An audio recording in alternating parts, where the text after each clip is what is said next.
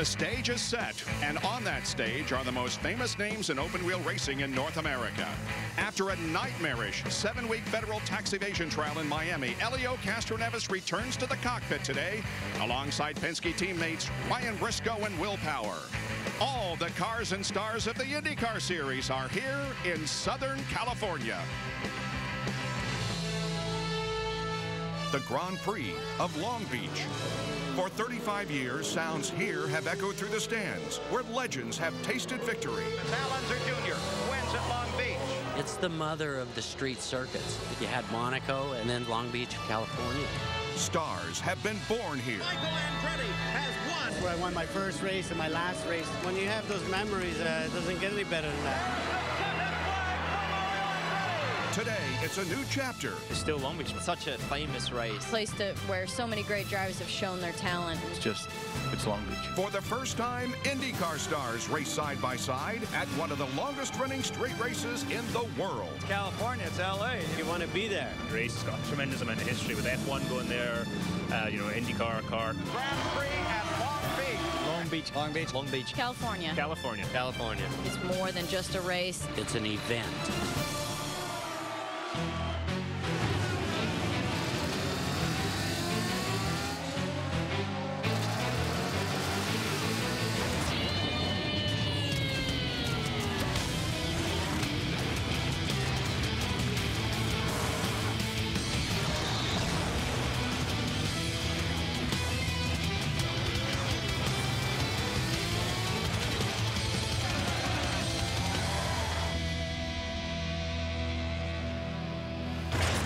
Race number 2 of the 2009 IndyCar Series, just a few minutes away from the green flag. Welcome to IndyCar Central on Versus. She sailed from Southampton, England, across the North Atlantic for the first time May 27, 1936. In 1967, she retired and steamed toward Long Beach, California, where the Queen Mary is permanently moored as a tourist attraction. 8 years later, the streets of Long Beach began hosting auto races. Formula 5000, Formula 1, Kart, Champ Car. It's become the most enduring and popular street race in the Western Hemisphere. And today, for the first time in its 35-year history, the fans have come to see the IndyCar Series. And you will be here for every exciting moment of the Toyota Grand Prix of Long Beach today on Versus. Hi, everyone. I'm Bob Jenkins. It's hot in Long Beach. Record high temperatures expected today, but there's also excitement in the stands and along pit lane because all the cars of the IndyCar Series are here. For a time, it was looked like that Helio Castroneves would not be here, but Friday afternoon, he was acquitted of 6 of 7 counts of federal tax evasion, and a mistrial was declared on the 7th count. Emerging from the courthouse with Sister Kati, the emotional Castroneves spoke briefly with the media and then left for Long Beach, California, arriving at about 6:30 in the evening. When he arrived at the track, he was greeted by fans and media, all congratulating the two-time Indy 500 winner. Teammate Will Power had shaken down the car Friday, but Helio was allowed to practice in both half-hour sessions Saturday morning. There was a scary moment as Justin Wilson and he nearly collided in turn 1. Castroneves hadn't attended the driver's meeting and was not aware of the fact that he needed to stay to the right of the yellow line. Couple of brushes with the wall during qualifying and then a big hit in turn number 1. He complained of a headache. And IndyCar Series medical director Dr. Michael Olinger said he would reevaluate Helio's medical condition this morning. Let's find out what happened as we go to our pit strategist, Jack Arute. Well, thanks, Bob. And Helio Castroneves making the long walk to the cheers. Let's find out as we get ready for driver introductions. How is the headache? Oh, no headache at all. Actually, I'm really surprised that I was a big crash yesterday, and I thought gonna be sore, but the only sore I am, it's like the muscles that I haven't been using for 6 months, and but I'm so glad the guys did a phenomenal job, put everything together, and this morning car was in perfect shape, so ready. Could you explain to people, Helio, the emotional roller coaster that you have been on in the last couple of months? Man, it's so hard to describe. It's difficult to tell people. But the only thing I can say is thank you for everyone, for the prayers. again, for me, it's just so awesome. And I had a fair trial, you know, and I have to say that I cannot thank enough those people that really gave me good message. So thank you from my heart. You got back in the cockpit, and it looked pretty good. Was it like a duck back to water? It took a little time. I have to put some WD-40 in my arms to, you know, to keep moving, going around. But I tell you, it's nice to see everyone here. You know, it's so nice to be back in my environment. You know, enough about objection over rules, you know, sustain. I like this, oversteer, understeer, and pedal to the metal. This is the time of this stuff that I understand, and I'm really glad to be here. Well, Elio, good luck to you today. Thank you so much, Jack. You know, one of the great things, Elio Castroneves had a good fill-in, and in fact, when he was back in the number 3, it was a last-minute entry by Penske Racing for Will Power. No worries, though, as they say down under for Will Power, because he's here to defend his Long Beach title. 4 red lights are lit. A standing start a la F1. Will Power makes a huge start as he jumps to the outside, and he will contend for the lead. Charge is on to turn number 1. Justin Wilson on the left of your screen. Will Power dives for the lead and gets it. Will Power right now in control. Will Power is the leader. The checkered flags are out. There's the win. Donuts for everyone, courtesy of Will Power.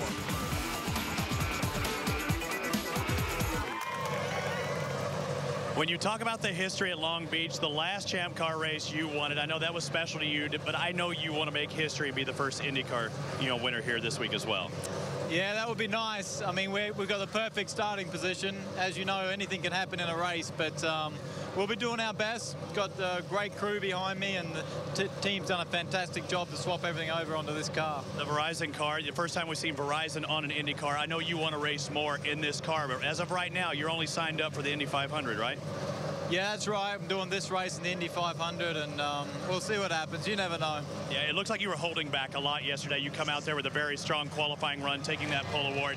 What actually happened to you on pit lane? Nobody heard from your mouth what happened to St. Peter, else you might have been up there near the front.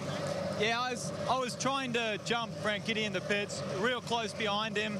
As he pulled in, I saw my crew was in black and Dixon's crew was in red, and I went for the red, and it was my mistake, a bad mistake for me. And it happens, guys. He's on right into pit in, and now let's go to my partner, Lindy Thaxton, who's with the series points leader, Ryan Briscoe. Ryan Briscoe, the current points leader, but I know you were disappointed when you left the track yesterday. Last year, you were the only driver to make it to the top 6 at every street course.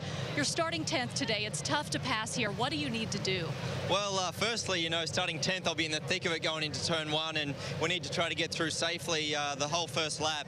But this morning in warm-up, the car was really good, and I think I'm going to have a good race car. So just got to keep cool heads, pass when the opportunities arise, really make good pit stops. I've got the best pit stall in pit lane, so we're going to try to take advantage of that today. And with Roger calling my strategy, it's always very good. So hopefully we can just keep our nose clean and keep moving forward for the rest of the day.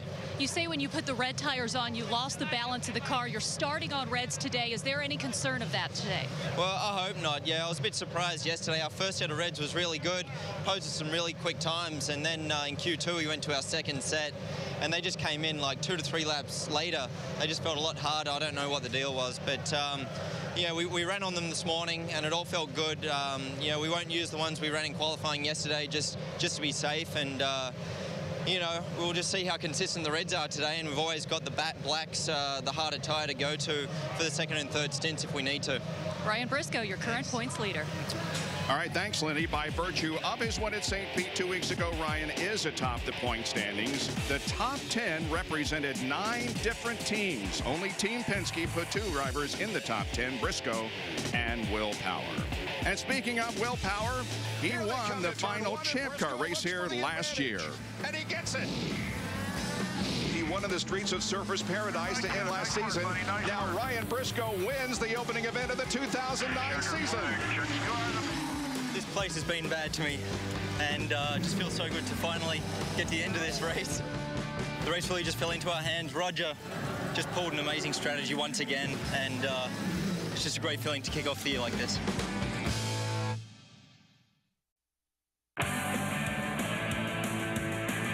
The battle toward turn number 1. Look at this, 5 wide as they head in there. Who's going to come out ahead? Tony Kanaan, I don't think he was trying to go and win the race in the first corner, but he got on those rumble strips, and that put him right into Rahal, but what a tough break. You expect from a guy like Kanaan that has got so much experience, you know, why make a move like that on the first corner of the season? I mean, it doesn't make sense. You know, Graham tried to avoid the contact, and he had to come to a stop. I had nowhere to go, and then I ended up taking him out and take myself all the way to the back. I call lap traffic into 4, 5, 6, 7, 8, the middle section, and I tried to pass him down the back straight, and he kind of came down in the kink, which is what slowed me up. And then just going down into the fast chicane there was just, there's no room. There's not room for two people there. It was a brave maneuver that did not make it. There you go. Look at Dornbos looking down the inside of Weldon going to, contact. I got a real good run on TK out of the last corner on the restart. Anytime you pass TK, it's a challenge, and I brake just a little bit late, and it just kind of bottled me up. And going into 4, Graham had to go at me, and I thought I left him enough room, but, you know, unfortunately we touched. Dornbos and Weldon. And that was Power got in there, too. Andretti made contact as well. We have seen it all. So that was 14 days ago, but for Graham Rahal, it was a left turn that bit you on lap 1. How concerned are you about lap 1 down here I mean, that was a right-hand turn, on a left-hand turn here? Yeah, it's going to be interesting here. And I mean, Long Beach is notorious for first turn crashes, and I just hope that we can keep the McDonald's car out of trouble. I mean, we got a couple of guys ahead of us who could be interesting to watch, and certainly right around us, it could be plenty of action. And so really, you know, the key for us is we've got to make it through turn 1, and we've got to get this car home. This is the first race at the Long Beach Grand Prix that Paul Newman is not with us. I understand you, though, have some special guests as members of the Newman-Haas-Lanigan team this weekend. Yeah, absolutely. A lot of, you know, Paul's family and friends are here this weekend with us. And this has always been one of his favorite places. And so, you know, they all came out to visit us. And it's exciting. And, of course, we want to do well for them and try to carry the tradition of success for this team along, and especially here at this racetrack. And so, you know, for us, really, I think the key is to put the McDonald's car up front, and I think that we can do it. It's going to be a long day. 85 laps around this place. It's awfully hot, so we'll see. So for Graham Rahal, he hopes this day is a little better than 14 days ago. Lindy Thaxton is with another man that hopes likewise. Same story here. Rafael Matos, you were not able to finish St. Pete after a crash with Danica in lap 32, but you give a lot of credit to your crew for getting this car back together. Got you a career best starting position of 3rd and the best starting position for your team. Yeah, definitely. All the credits goes to Air Force, Luxor Dragon crew. The team did an amazing job. They worked very hard the past week, and I'm just very proud and very honored to be representing our sponsors today. You know, everyone in that team deserving being in that position today, and hopefully we'll have a clean race and we'll collect some great points today. You have decided to start on the black primary tires. Everyone around you in the top 10 is starting on the reds. Why did you decide to do that, and does it concern you that everyone around you will be on those alternates? Well, for sure, we felt we have plenty speed on the blacks, so hopefully we'll be able to be running with the guys on reds as well.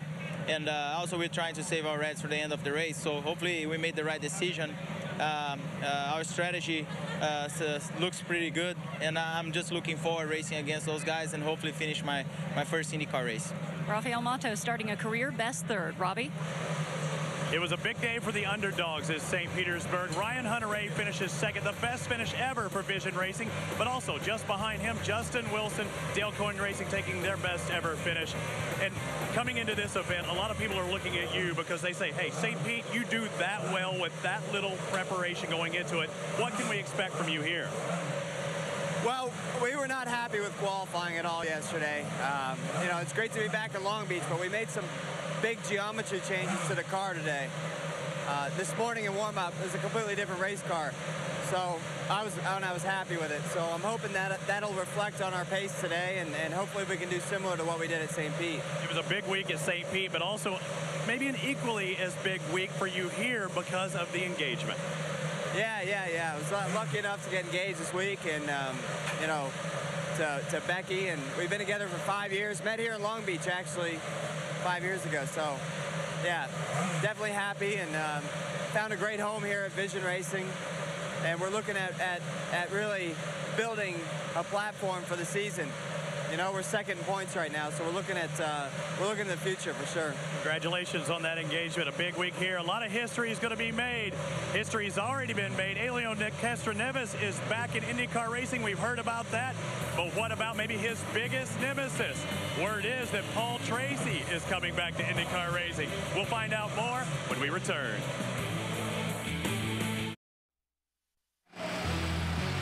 Welcome back to IndyCar Central right here on Versus. For over 35 years, this has been the place to be in Southern California. On Shoreline Drive, for most of the year, the speed limit is 45 miles an hour, but as this massive crowd will witness today, the speeds will have to accelerate to almost 200 miles an hour. Most of the year, you'll get a ticket if you go over 45. Today, on this stretch of road, if you don't hit almost 200, you'll be forgotten. A reminder, the Stanley Cup playoffs on Versus. Every second counts, and tonight at 7, the St. Louis Blues head to their home ice to take on the Vancouver Canucks in Game 3 of their series. And then, hey, how about a doubleheader? At 10 o'clock, after getting shut out by the Ducks in Game 1, the top-seeded Sharks need to win at home. Game 2 of the California Clash starts at 10 Eastern tonight, right here on Versus. Since we joined you at St. Pete, there has been a lot of IndyCar racing news. In fact, the announcement that John Andretti is going to bring the king. Yes, that's right. Richard Petty will be coming to the Indy 500. The old number 43 will make its first appearance as part of a Dreyer and Reinbold racing effort at the Indianapolis 500. Earlier this week as well, Paul Tracy announced that he will be competing in the Indianapolis 500 with possibly a score to settle. But they're just a couple of the cars that will be making their way to the Indy 500. The field of 33 looks like it most likely will happen. Andretti, Sharp, the addition of Davey Hamilton coming back, and of course Scott Sharp making his return. But we're joined right now by a guy that likes to say that you're basically a defending Indy 500 champion because the last time you were there, you say you got hosed. Well, you know, if you look back at the video, and I've seen some of the Versus highlights of the closest finishes in the series history, and if you look where the yellow light came on, I had about 16 feet on Helio. So, you know, I definitely feel like I got robbed from one there, but that was during the split era. It's back together now, and it's been frustrating being out of a car, but I got to thank Geico for giving me this opportunity to get back in a car. And, you know, without them, I wouldn't be going to the Indy 500, and I also got to thank my sponsors, Monster and CEC Wheels. So, you know, I'm going back there with one single-minded purpose, and that's to win and get myself back in the series full-time. You know, one thing, Paul, you're never at a lack for words, and you came out here to make the announcement, and then all of a sudden what seemed to be you having center stage, your nemesis, Helio Castroneves, cancels Christmas on you again. How'd you feel about that? Well, you know, I was so excited to make my announcement, and it was almost like watching Versus those bull riders get trampled by a bull. That's kind of how I felt right in the middle of the press conference. Helio's decision came down right in the middle of my press conference, which kind of, you know, thwarted it a little bit. But, hey, I'm happy he got off. I want to compete against the best guys out there. And, you know, like I said, we're going back with Geico, and we're going there to win. And if that happens, then hopefully I'll be back in the series. All right, let me ask you a question. I've known you for a number of years. You've won here at Long Beach, but there are guys that say you're too old, and with age comes slowness. What do you got to say to all of them? Just look right in the camera and answer it. I got to call BS on that, because if anybody saw how I ran at Edmonton last year, straight off the couch, I finished 4th there. So, you know, it's definitely frustrating for me not being out here on the grid. You know, I've raced here 18 years in a row. I had my first ever start here. I had my first win here, so it's definitely gives me an uneasy feeling not being in the race, but you know, we'll concentrate on Indy and see what we can do there. And we'll get that face on the Borg Warner Trophy. Yeah, nice to have you back, Paul. Thanks. You know, in Southern California, cars and speed have always been something that has gone with the sun and the sand. Earlier this week, Dario Franchitti got a chance to visit with one of Southern California's most famous collectors, Jay Leno.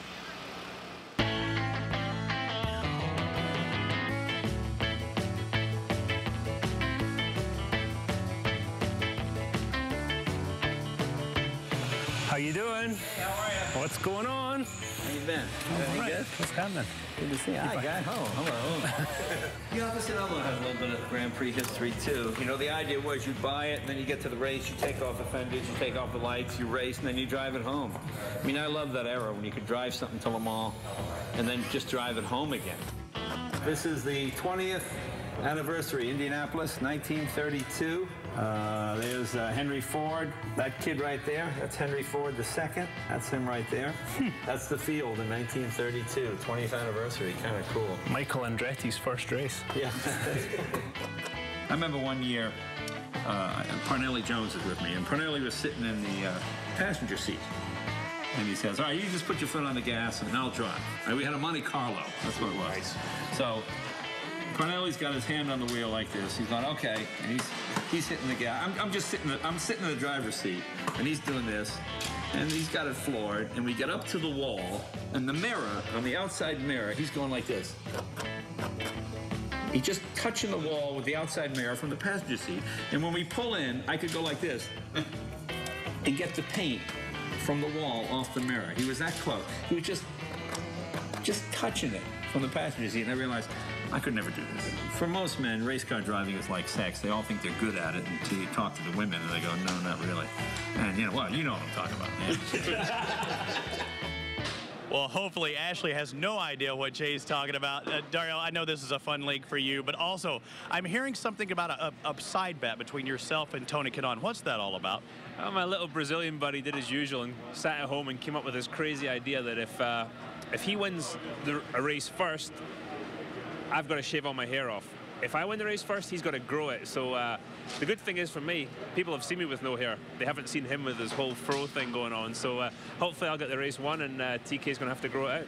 Well, aggressive on the start at St. Pete. We expect more of the same here. You're starting outside. I did notice this morning that everybody was practicing their braking zones into turn one, so I think I might have started something there. But the key's going to be get through turn one okay. It's really tricky here. We've seen it many times in the past, so hopefully we'll be okay, and we can get the target car to the front, and we'll see what happens. Will chooses that inside line, probably because that's the best line going in. You probably have the more aggressive line where all the rubber's laid down. Do you look at that as well? It depends where Will picks up the throttle.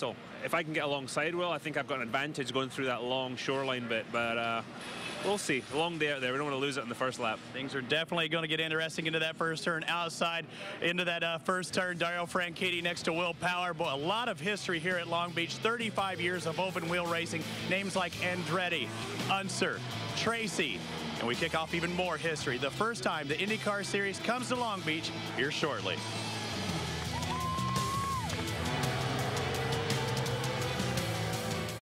Izod Centennial Era clothing is available at Macy's stores across the country. And watch for special Izod Macy's store events at each race market where fans can meet IndyCar drivers and legends.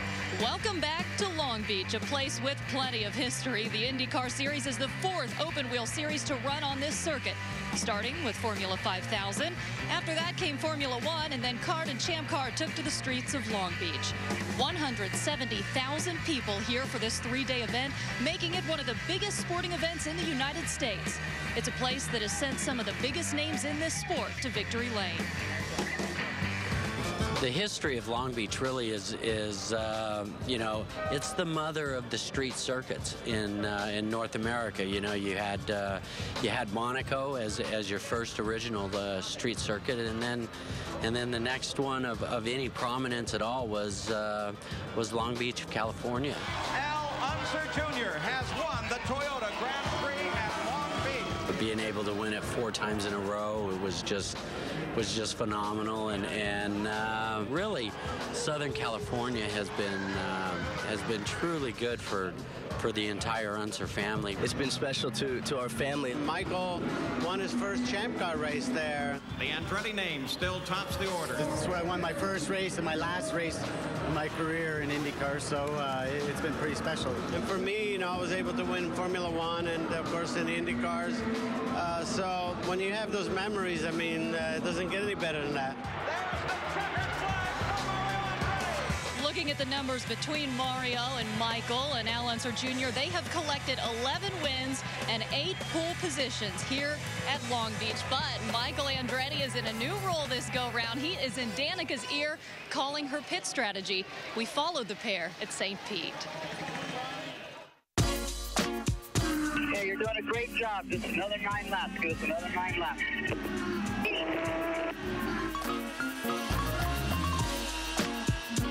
2, maybe 3 more laps.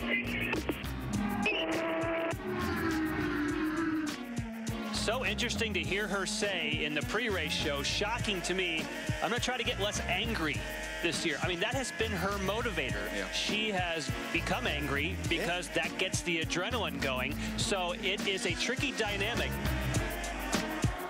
Motto's right behind Danica, tries to make a move. They touch, and both are hard into the wall. Big crash.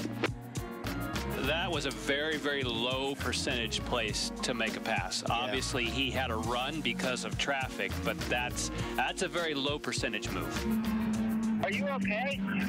I told him, I'm like, this is crash, Raphael. You crash all the time. I don't crash. Well, I asked him, when was the last time you passed somebody in the fast chicane at speed? None, because it doesn't happen. I didn't get a great run out of it, but it's never enough to pass. Hey, you were doing good up till then, man. We were looking good. Yeah, it always happens like that, doesn't it? Sorry, guys. I was looking in my mirrors and I saw him. He just wasn't all the way up next to me, and it was a brave maneuver that did not make it. Michael Andretti about to begin round 2 with Danica, and as we saw, a frustrating start to the season, and actually only 4 times have Andretti Green drivers been in below the bottom 10 starting when you've had a 4-car team. You know this track really well. What needs done to get your team up to the front and stay there?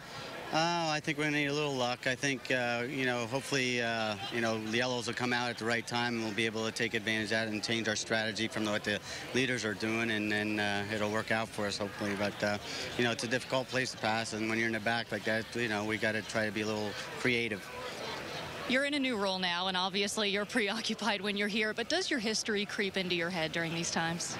Well, there's something about this place. I mean, it's great being here. For me, it's really special. It's where I won my first and my last race of my career, and you know, my father's got great success here, so it's a special place for us. You know, I think it's so great that we're here. I think it's so important for our series to be back in Long Beach. It's one of the best events in the world, and you know, I think it's so good. I'm so excited about the future.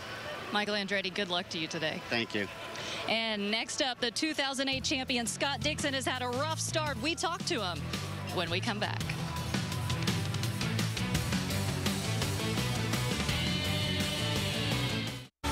5 wide as they head in there. Who's going to come out ahead?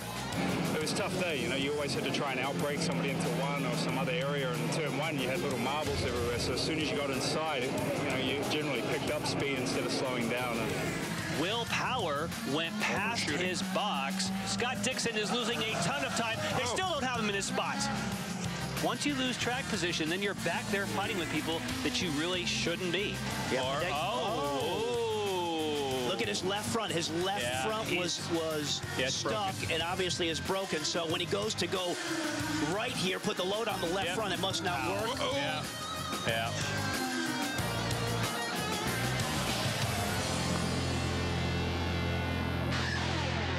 Scott Dixon qualifies in 6th place, but things look better than that earlier on in the day. What happened in qualifying? The target cars, both of them definitely started out quite well, and I think I was quickest out of the first 2 qualifying sessions, and then we kind of slowly slipped back, and I think I burnt the tires too much on the reds in Q2, and we got to the last qualifying, and I just had nothing left. You know, the tires were done, and a lot of the other guys stepped it up a little bit, so a little frustrating, but all in all, to have both target cars in top 6 is pretty good. We know the difference between the reds and the blacks are supposed to be a bigger difference this week. How are you noticing them from St. Pete?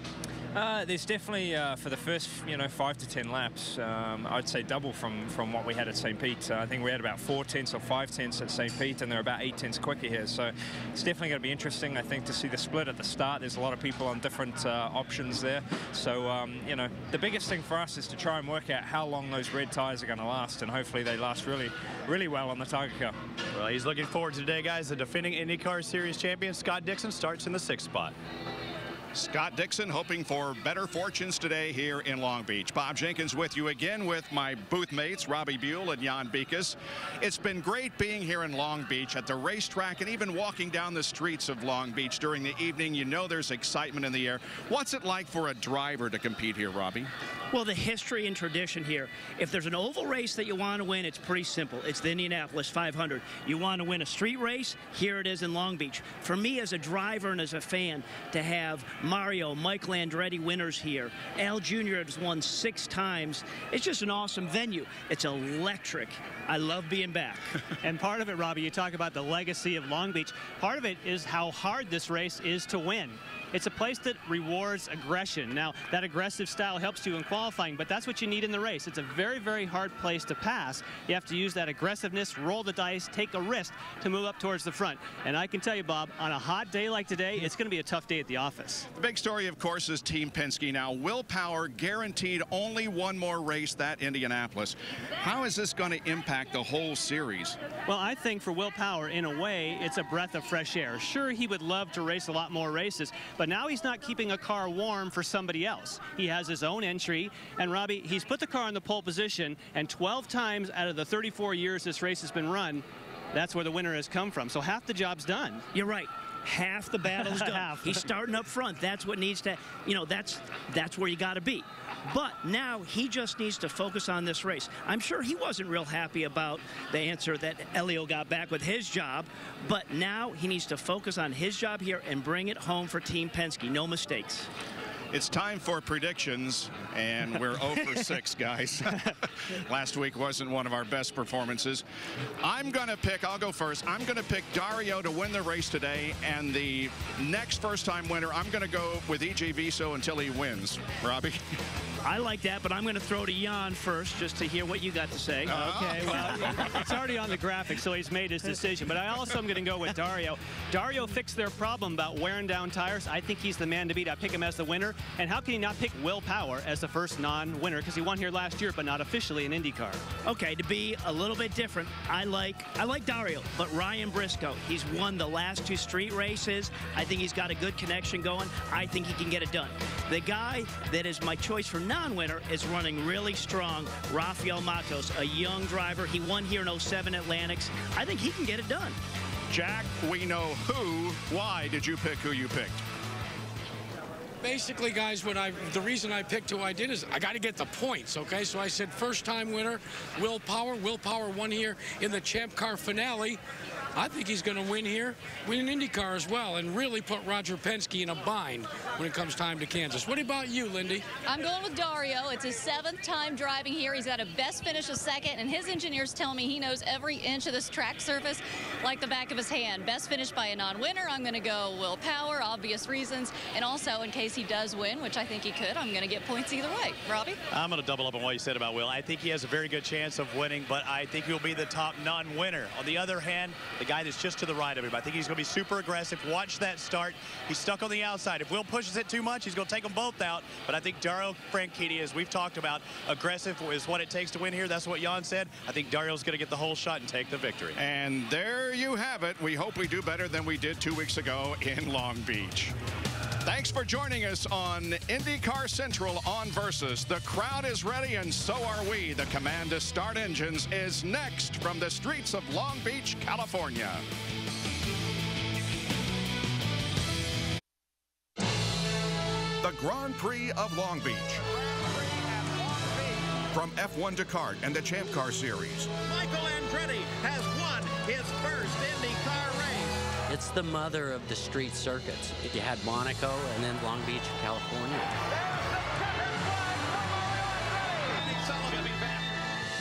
Today, it's the dawn of a new day with the sounds and speeds of IndyCar. It's still Long Beach. Such a famous race. Place where so many great drivers have shown their talent. It's Long Beach. It's one of the longest running street races in the world and a new generation for IndyCar.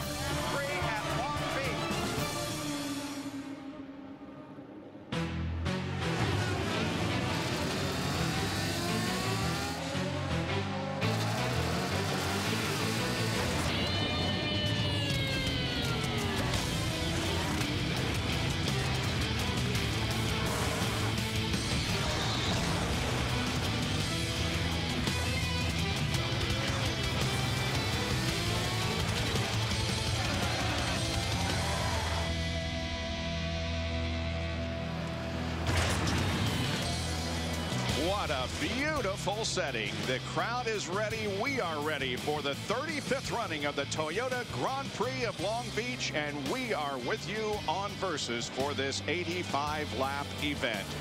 It is much hotter today than it has been since we arrived. In fact, we could have record high temperatures here this afternoon in the low 90s, but the fans are well shaded.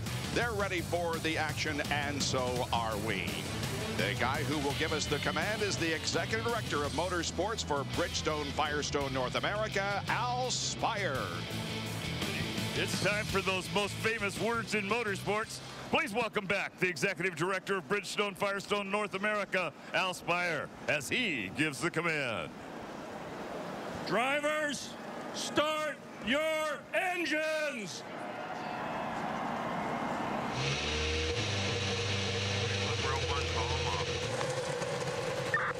Row 1, both cars hot. Row 2.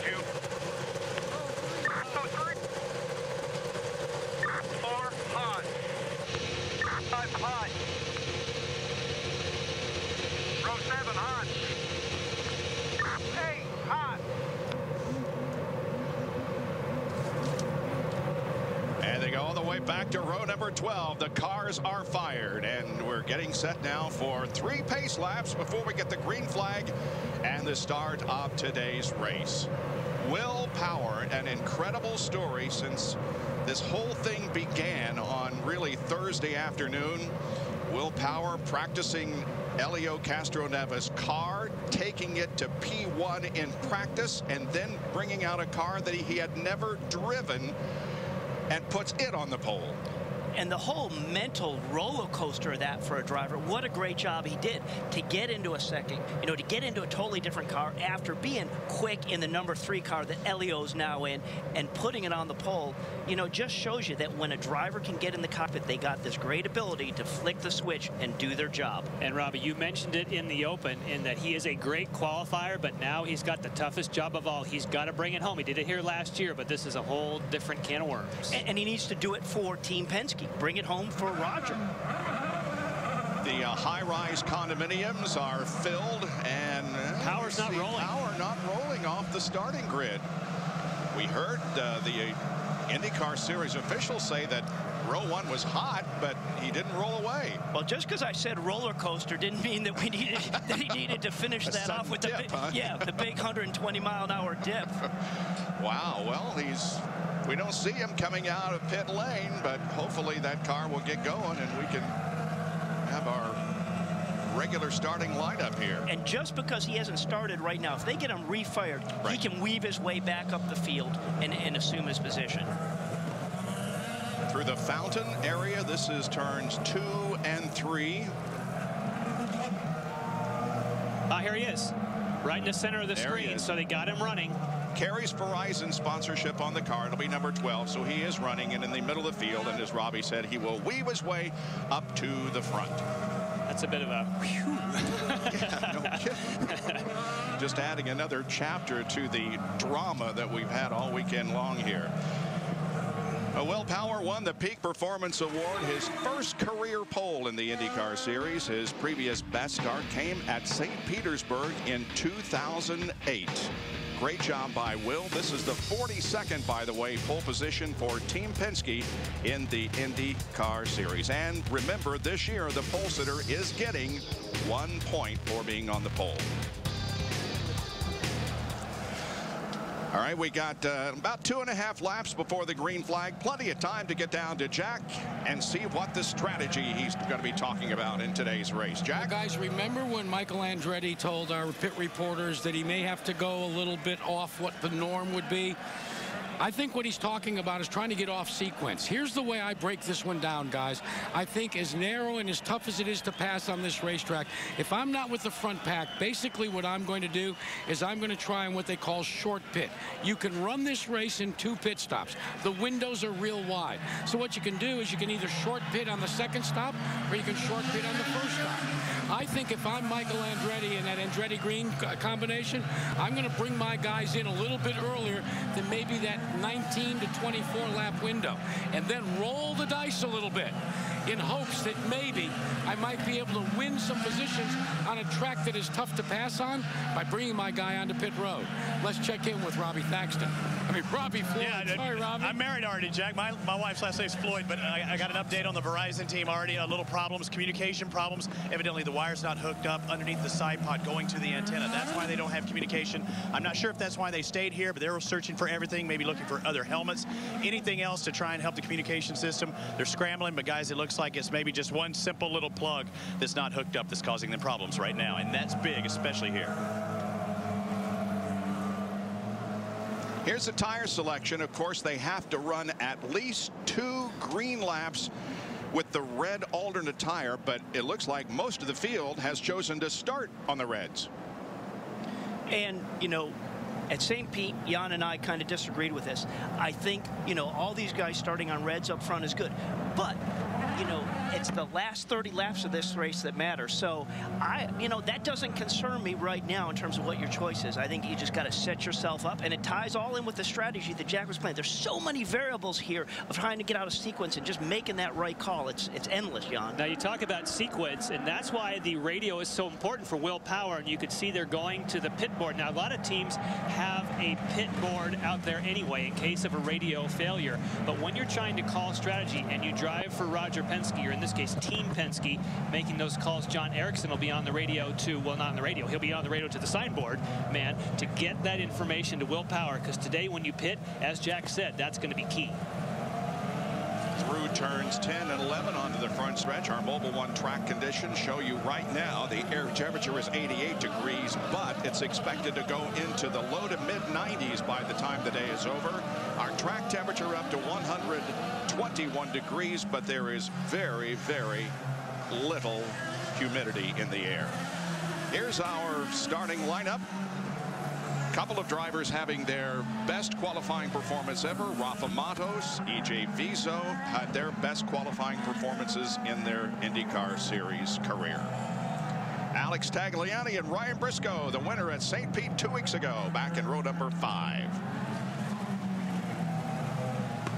Arias and Weldon in row 7. Robert Dornbos, Newman Haas Lanigan Racing in row 8 with Mike Conway. Hideki Muto had a big crash in practice. Darren Manning is in the Dreyer and Reinbold car this week. And there you go back to row number 11. And bringing up the rear of the field will be Ed Carpenter. On board with kind of a unique perspective, Marco Andretti.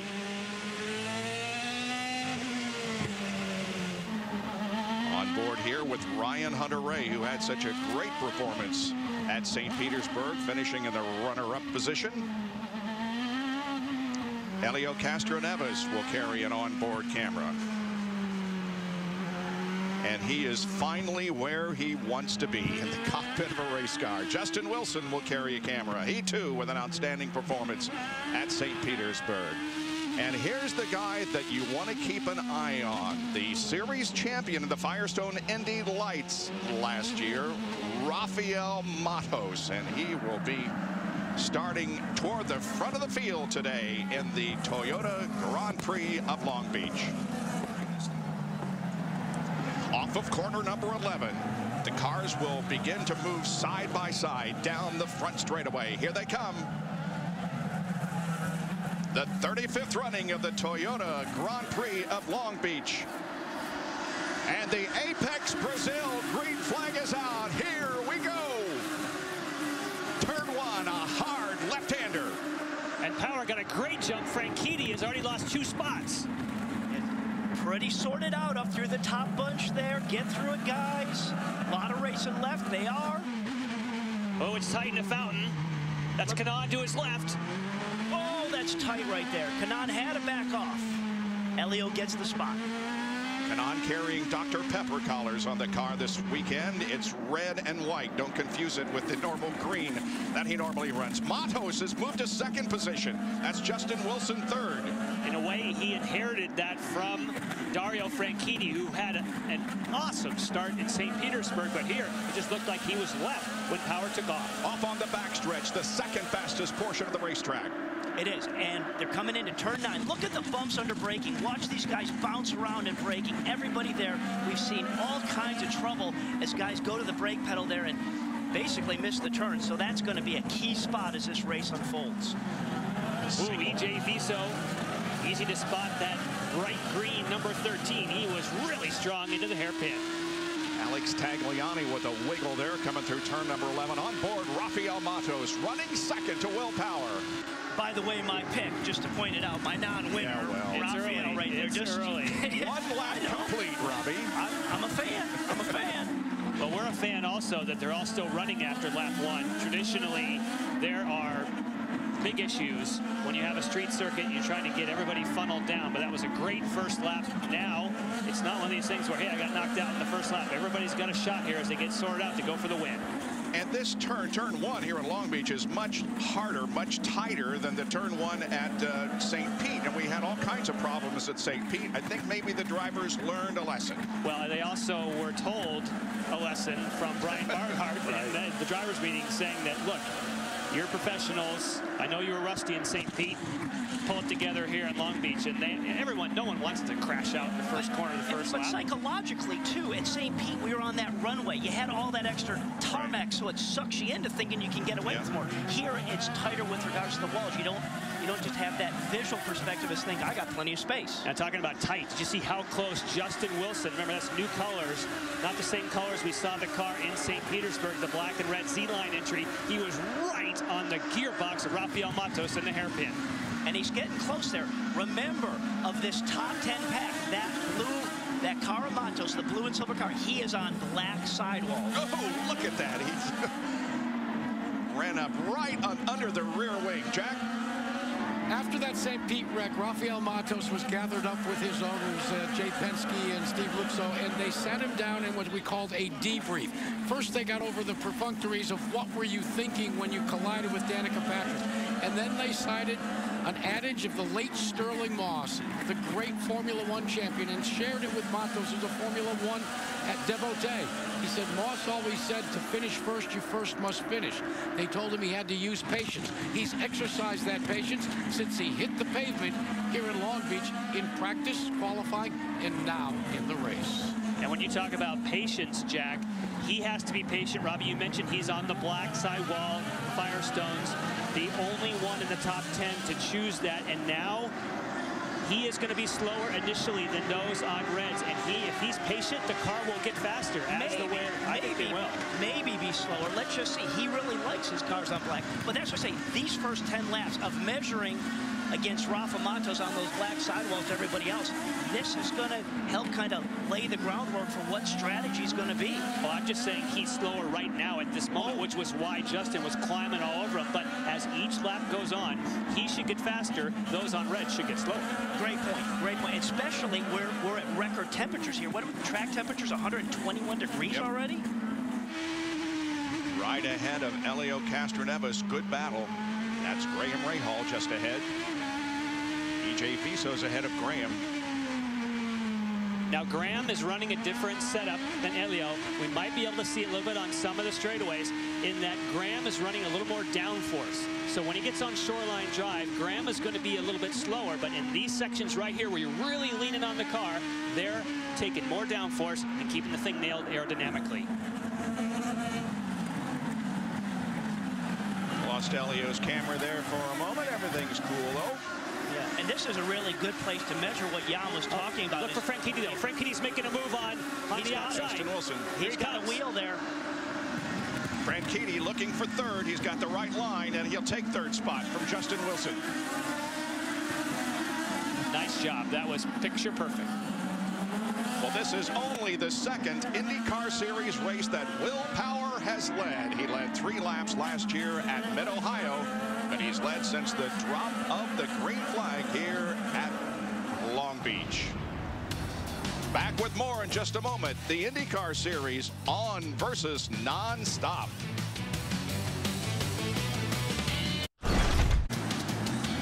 6 laps completed here at the 35th Toyota Grand Prix of Long Beach, and Will Power showing the way over Rafael Matos, Dario Franchitti, Justin Wilson, and Scott Dixon are your top 5. There's Dario, who took 3rd from Justin Wilson just a couple of laps ago. And of course, Dario is still trying to play some catch up here because of what happened on the start. You have an overhead view of that. If you freeze it right here, what we can do is highlight and show you where he is. He is right alongside, and let it roll now. He's right alongside where he needs to be. Watch the black car of Power. He's going to take off like a drag start, and he just leaves Dario Franchitti in the dust. Franchitti does everything he possibly can, but wow, what a drag race start for Will Power. Lindy? Dario said before the race, I am going to play this conservative and watch Will Power. His team down here are saying, oh, maybe he just played it a little too conservative out there. As far as the car, he's saying everything is fine. And maybe, guys, you can confirm this, but they just radioed to him that he has set the fastest lap so far in this race. Well, he's definitely closed that gap on Rafa. But, you know, you said he was going to take it easy at the start, and watch what Will Power does. You watch Will Power leave him.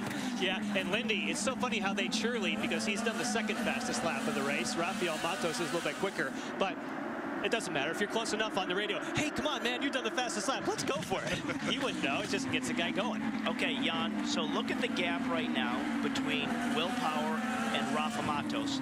They haven't really built a big gap there, for one being on the softer Firestone red compound versus the blacks. Amazing. And I think when we've talked with the team, for some reason, Rafael Matos' crew doesn't feel as though the tires as big of a spread for their car. Everyone else, when they change from red to black, says it's a huge difference. But for them, they say, well, they're pretty much the same.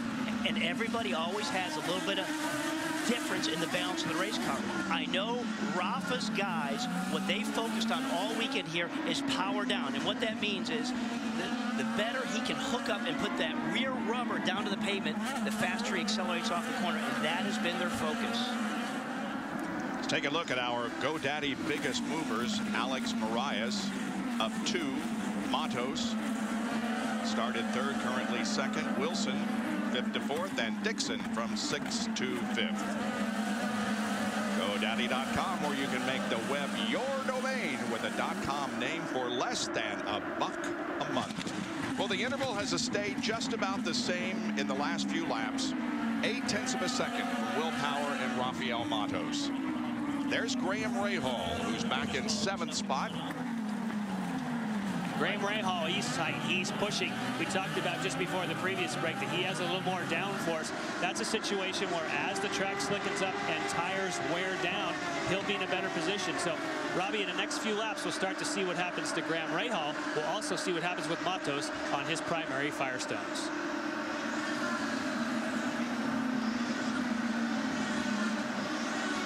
This is our Firestone onboard camera with Justin Wilson. And we've heard from all the drivers that it's really bumpy around here. Elio, for example, he hasn't been here for 8 years. He's like, man, it's gotten bumpier around this racetrack, and very physical. Up through the gearbox here, probably up to 5th gear, now back down to 2nd or 3rd, depending on how you're set up here. And we're heading towards turn 8, which is really the 2nd most important corner on this track because it leads onto the 2nd longest straightaway and the best opportunity for passing. But Robbie, I just heard something. When he gets down here to the brake zone, listen to the engine. He's backing off early and saving fuel right here. See, there's a coasting portion. So Justin Wilson is one of the best at figuring out how to save fuel. The reason he's doing that, if he doesn't think he can pass the car ahead, every little 0.1 or 2 of a gallon that he saves means that he can pit later. But wow, what a great view of the hairpin there. And that famous hairpin, did you see all the wheel he had cranked in? Yeah. Just a big cross up with your hands. And that's where, if guys get too aggressive and bump each other in there, that's why it can be a big problem, because you're already crossed up and you got nowhere you can go. Justin Wilson scored his first IndyCar Series win, and win on a temporary road circuit at Belle Isle, Detroit last year. And Jan made a great point, is we don't give enough credit to what's going on in this cockpit with these drivers. What Justin Wilson's doing by just breathing off the gas, conserving fuel, but still not losing ground to anybody, and nobody's climbing over him. That is just makes up a great race car driver. There's a lot of busy work going on. And also so interesting that there's not many, as we look at Briscoe, who've lost touch. I mean, this is a nice train from front all the way through, that as things start to develop, I mean, there's a lot of people within shot of the front here. Ryan Briscoe is running in 12th position right now. There he is. And the real interesting thing to me, one of the many interesting things, is the alternate red tires versus the black right now. As we keep chipping away at laps, we're just over 10 laps just to see who fades and who gets better, and just how that's going to impact the last 10 races, Bob. Well, so far, so good. No cautions, no problems whatsoever. We have completed 11 laps of the Toyota Grand Prix of Long Beach. Stay with us for more of the IndyCar Series on Versus.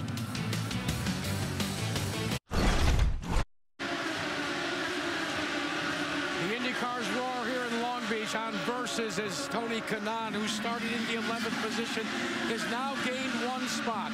But we talk about how strategy has to be fluid. For Michael Andretti's team of Team AGR, Tony Kanaan, the lead contingent in that right now, they've elected to try and make this a fuel conservation run, at least until their first pit stop. We expect most of the front runners to pit around lap 24 through 26, but they have been working very, very hard with Tony Kanaan. Alan McDonald, his new engineer, keeps telling him we're making good fuel mileage, and as they see this clump of the AGR cars with Kanaan in 10th, Muto in 17th, Andretti back in 20th, flanked by Patrick in 21st, right now they're going to go on that fuel conservation run. So we have ferreted out what Michael Andretti told our guys before the start of the race. They're going rad, but they're going rad in a conservative fuel way. Let's get more on how the Firestone Firehawks are operating with our own Robbie Floyd. Robbie? Jack, I'm hearing drivers talking about the rear tires are going away already on the Reds, and that was after 12 laps. 12 laps and the Reds were already going away for some of the drivers, and I heard through the radio saying, hey, you got to get 13 more laps into them before we can come in. So things are not looking good for some of the teams on the Reds, and I have to add exactly what you said as we're taking a look on an Andretti Green Racing team. Danica Patrick told me before this race they do not have the fastest cars by far. They're going to have something happen. So you're exactly right. They're going to have something. Dario Franchitti now moving up to second. That could be our hard charger right now. Only one guy in front of him. So that aggressive move, he might not have to. He might just drive his style and work his way up to the front. And we've been talking about tires. We've been talking about what's going on with the grip level. And Robbie, what you and I have been talking about just played out. And that's what's happening with Raphael. Well, you're right. And just as Robbie Floyd was saying, everybody's losing rear grip with red tires. And just as that, we saw Dario drive right by Matos on black sidewalls. So everybody's got a little something different going on in terms of how their car is set up with regards to springs, ride heights, and driving style. Here's a replay of that pass. Dario Franchitti taken second from Rafael Matos. Again, a key to this racetrack is putting power down so you have a good shot off of that hairpin to make a good clean pass. That was as clean as it gets. Fellas, here's what's happening with Dario Franchitti and Scott Dixon. On their fuel reset button, they have been able to get a push-to-pass configuration for their Honda engine. It's a short burst of power. On that pass, you used it. Oh, trouble, Robbie, for one of your cars. The dad's root beer car is in the tire barriers. That's Mike Conway. And that is in turn 1. I'm hoping they're going to pull that car back, and he's got... It doesn't look like there's damage up there, Jan. So let's get him running, get him started now, and get him on the back of this line. Spoken as a true car owner. Well, I didn't say anything first when I look at that, just so I don't say the wrong thing. And this is right at the point at lap 15 that if you're a leader, I don't think you pit. But if you're going to be rolling the dice, now is when you pit. The pits aren't open right now. Well, hang on a minute. The pits weren't open, and someone We're still under green. Yeah, they're going to have... Oh, that's still local. Oh, Dario pits. I thought we were going full course. My apologies. So... Not yet. Down to Lindy as Dario heads for his pit box. Yeah, Dario is coming in. It looks like they have a fresh set of blacks to put on there. This is his 13th. Chucky Chip Ganassi raced 13 seasons. Time that the driver has won. They ended up winning the champion. He is out in 7.5 seconds, guys. pit lane is the narrowest of any track that they will compete on, and pit boxes are the shortest, and so watch for a lot of action when we have multiple cars pitting here at Long Beach. As well as Will Power has lost the lead. Rafael Matos is leading. Something's wrong. And E.J. Viso right over the backside of Dixon there. Something was wrong with Power. He was slowing, and everyone bottled up behind. Wow, tough break for Viso, who was in the wrong place at the wrong time. And if you look at his left front, he's got suspension damage up there where it just kind of tweaked a little bit.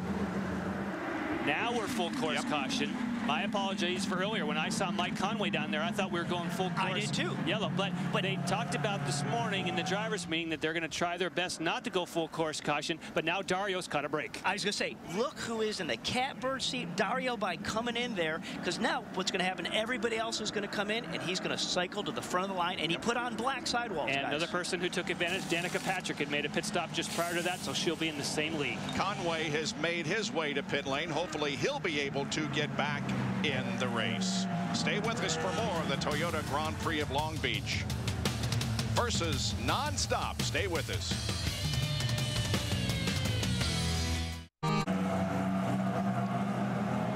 Back in Long Beach, California, and we are under a full course caution, our first of the day. This is lap number 18. There's E.J. Viso as he has experienced some mechanical problems as a result of this. And all of a sudden, just a slowing of Will Power on the approach. It wasn't like he got offline, or it seemed like Robbie maybe out of a gear, or, and you know, here he's also not really quite up to speed. He's trying to defend. He's looking in the mirror. He knows he's in trouble. And there's something not right with Power. Definitely not. And EJ, you know, he just got the raw end of that deal just because they got a little bit of stack up there with bottleneck, but that all began going into turn 5. We got to get back and maybe take another look at that and just see what prompted that. But then off of 5 on the way to 6, he slowed again. You could tell the way by Will Power looked in the mirror that he knew he was in some sort of bother. So something may not be still right with that car. And remember, he doesn't have a radio on board, so that adds to this frustration. Robbie Floyd, you got more? I do not have anything on Will Power right now, but Rafael Matos looks like he's going to be throwing on the Reds. I will get you more on Will. And again, remember, they have communication problems. Right now, they're going back to a set of blacks for Will Power. Rafael Matos, who took the lead just a moment ago when I was talking to Jay Pinsky, just a moment ago, he said, you know, there was a little concern that they weren't doing any better than they were on the tires that they were. Justin Wilson in. They are taking the Reds off the number 18 and putting on blacks, making no tire pressure changes. He was full at this event last year, got out with an engine and Maya got his score to settle, and there he goes. And you can tell by how many cars rolled by, he lost some positions there. How did Will Power? Nice job by his team. Remember, this is the team that doesn't have the same level of experience as the rest of the Penske crew. They've assembled from their Grand Am team and so on. Fantastic job at a quick stop. And maybe why it was is they just, as soon as they got all the tires on, they just did a little bit of a short fill of fuel. They didn't wait another 2 seconds to put fuel in there. But when we were focusing on Will in that pit stop, we saw the hand gestures coming out of the cockpit. So that definitely tells you there's a lack of communication. Not sure on which end, but I'm sure probably Will can maybe hear them, but they can't hear anything from him. And that's what they want to hear right now. They want to hear from him. Exactly. There's something that has gone wrong. We have no idea if it's been fixed or what the issue was or maybe continues, and there's no way he can tell. Tony Kanaan has not yet stopped. He is the leader. Ryan Briscoe second. Brian Hunter-Ray, Robert Dornbos, and Justin Wilson are your top 5 under caution here at Long Beach. So you have Andretti Green cars doing a split strategy. So Tony Kanaan did not pit. Danica Patrick had pitted just before that caution, just like Dario Franchitti did. I think that was a fantastic move by both of those two, the Ganassi and Andretti Green Racing. They saw Mike Conway in turn 1, and they know that yellow breeds yellow. And they decided to pit thinking it might go full course. I thought it had already gone full course, but that was a brilliant move. It is, and for Tony Kanaan, who, you know, has struggled this weekend, we've heard that the AGR guys have been struggling.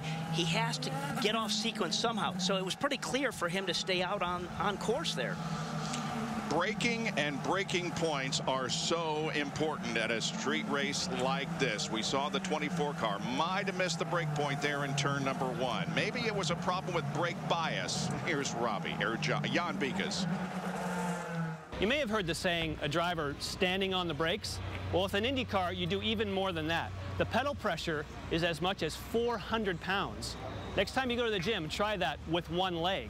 Now, as important as pressure is balance. The balance of the brakes to the front, to the rear. And the way you adjust that is the brake pedal inside is adjustable from the cockpit.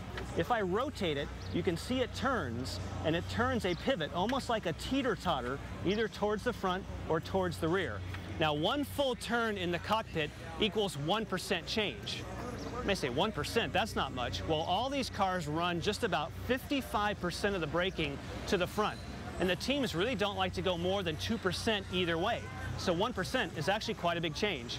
Also inside here, they have pressure sensors and temperature sensors that an engineer on pit road can check the data and actually let a driver know during a race, hey, your brake bias is shifting, give us a couple clicks to the front. Now, general rule of braking is when you're full on fuel after a pit stop, you want some more rear brake. If the track is slick, you want rear brake. But as the race goes on, as the track rubbers up, you put a little bit more to the front. And new this year, with the alternate tires, you have more grip. So when the team slaps them on and maybe makes a front wing adjustment, the driver has to remember, oh yeah, I need a couple more clicks to the front. Well done. A lot of good information in that piece, Jan. It's a critical piece. We've talked about saving fuel. We've talked about all the things that happen in the cockpit, and messing around with brake bias, Robbie, is a big part of it. As we go back, the Apex Brazil restart here on lap number 21. Starting lap 22 down into turn number 1. Briscoe takes a look to the inside of Kanaan. And the way he went inside, it was more than a look. I think he was thinking, and TK went to the latest possible minute and just went to the brake pedal. Nice job. Ryan Hunter-Reay close by in 3rd spot. Vision Racing once again. By the way, I think it was 5 years ago this weekend, Ryan Hunter-Reay and Becky Gordon, Robbie's sister, met. Friday night, they became engaged. Congratulations to Ryan Hunter-Reay and Becky Gordon. And they met right here at this racetrack. That's right. Yep. Well, you know, we talked about when Dario came into the pits that one time. He's back in 7th spot because we were saying he was the guy to benefit, but these 6 cars in front of him have still yet to pit. And for Ryan Hunter-Reay, you also heard him earlier talk about they made a change in the warm-up, and he liked it. So oh man, that's tight when they that accordion effect down. And but Ryan Hunter-Reay has lost speed. He might be in the clutches at Dornbos. You saw him get big sideways trying to put the power on coming off there. We're riding on board with Marco there. What a great shot. There's Dornbos looking down the inside. Yeah, sure enough. So all it takes is a little bit of a miscue coming off the hairpin. Let's get to Robbie. EJ, it has to be disappointing for you. I mean, everything looks so good. The best qualifying performance for the team, and then that had to happen. What was happening from your perspective? Well, I had a great car. I had an extremely good pace. I was saving fuel, a lot of fuel, and so I was going to be able to be really quick in the second part of the race, and nothing. Scott had a terrible exit from the previous corner, and I just outbrake him in the outside because I wanted to overtake him in the next corner, but he changed his line. It's one of the first things they repeat 20 times in the driver's briefing, and he's the champion, but he did it. Looked like everybody was bottling up in that section. You didn't see anything else other than Scott being a problem? Well, Will Power had a bad exit because he thought it was going to be, he thought it was a full yellow, and he just was very slow, and the driver started overtaking him. But Scott had a bad exit as well, and I was overtaking him in the outside, but he just changed his line and hit me in the front left. Difficult race for you this time. A week from now, you've got to wipe all that out of your head and hit the ovals at Kansas. Well, Kansas is an oval race. Last year we had a very good pace in that one, and hopefully we're going to do better this year. Well, you thought you had it bad. Take a look at what's happening on the monitor right now. We have a major mess down in turn 11. Mario Marias, Hideki Muto, Justin Wilson, Dan Weldon, and Darren Manning. And if you're wondering what's going to happen, this track is obviously blocked, but they have provisions. Let's first see what caused it. Remember, this is where once you go with the wheel, you get crossed up. You got nowhere you can go. Oh, from behind. Wow. There was contact. First of all, it was actually all in front of Marias. Everybody stacked everybody up, and Marias. I'd like to see the dance car got through there, but everybody in front of Marias, there we're looking back at him right there. There he is. There's the ding. And everybody else goes off, and 4 cars are there. This is Justin Wilson. We're looking at, that's Marias right in front of him. It all starts ahead when Dixon got into the back of Rahal, and then you had the accordion, just like what you'd see on the highway. All of a sudden, somebody jams on the binders, and it just goes backwards, and these poor people had no place to go. And you started to say, Jan, they do have a provision there's here. the provision up top. Yep, they said they were going to send a guy out to the racetrack with a big arrow saying shortcut, and they avoid this hang-up here and go into the pit area and then onto the track. So that is a provision that they talk about in the morning drivers meeting. Everyone knew about it. There's a signboard that comes off the previous corner, and they go down, and they are not allowed to pit, but they do need to go through at the pit speed, which is 50 miles an hour this weekend. Traditionally it's 60, but they've lowered it because of the narrowness of pit road. And when we talk about pit road, this pit road goes on forever. You really... It's narrow, but it's long. It's very long because they don't merge back into the course until you get back to turn 1. Look at, there's Alex Tagliani. Look at, just keep going along at 50 miles an hour. Right in there is when the speed limit changes, but you still got to stay in pit road.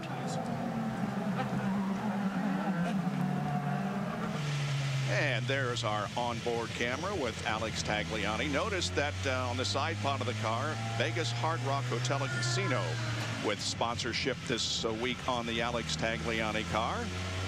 And I might mention also that Conquest Racing and ODM, another associate sponsor, donated $10,000 yesterday to the Susan Komen Race for the Cure. See some damage on the front of Scott Dixon, and that is the first car that we have seen right in that section there. That is the first car I believe that I saw make the contact with Graham Rahal. Then everyone else checked up behind, and that damage may be just superficial. I don't know that's going to slow you down. It looks like just a little bit of rubber on there. It doesn't look it got into the integrity of the wing at all.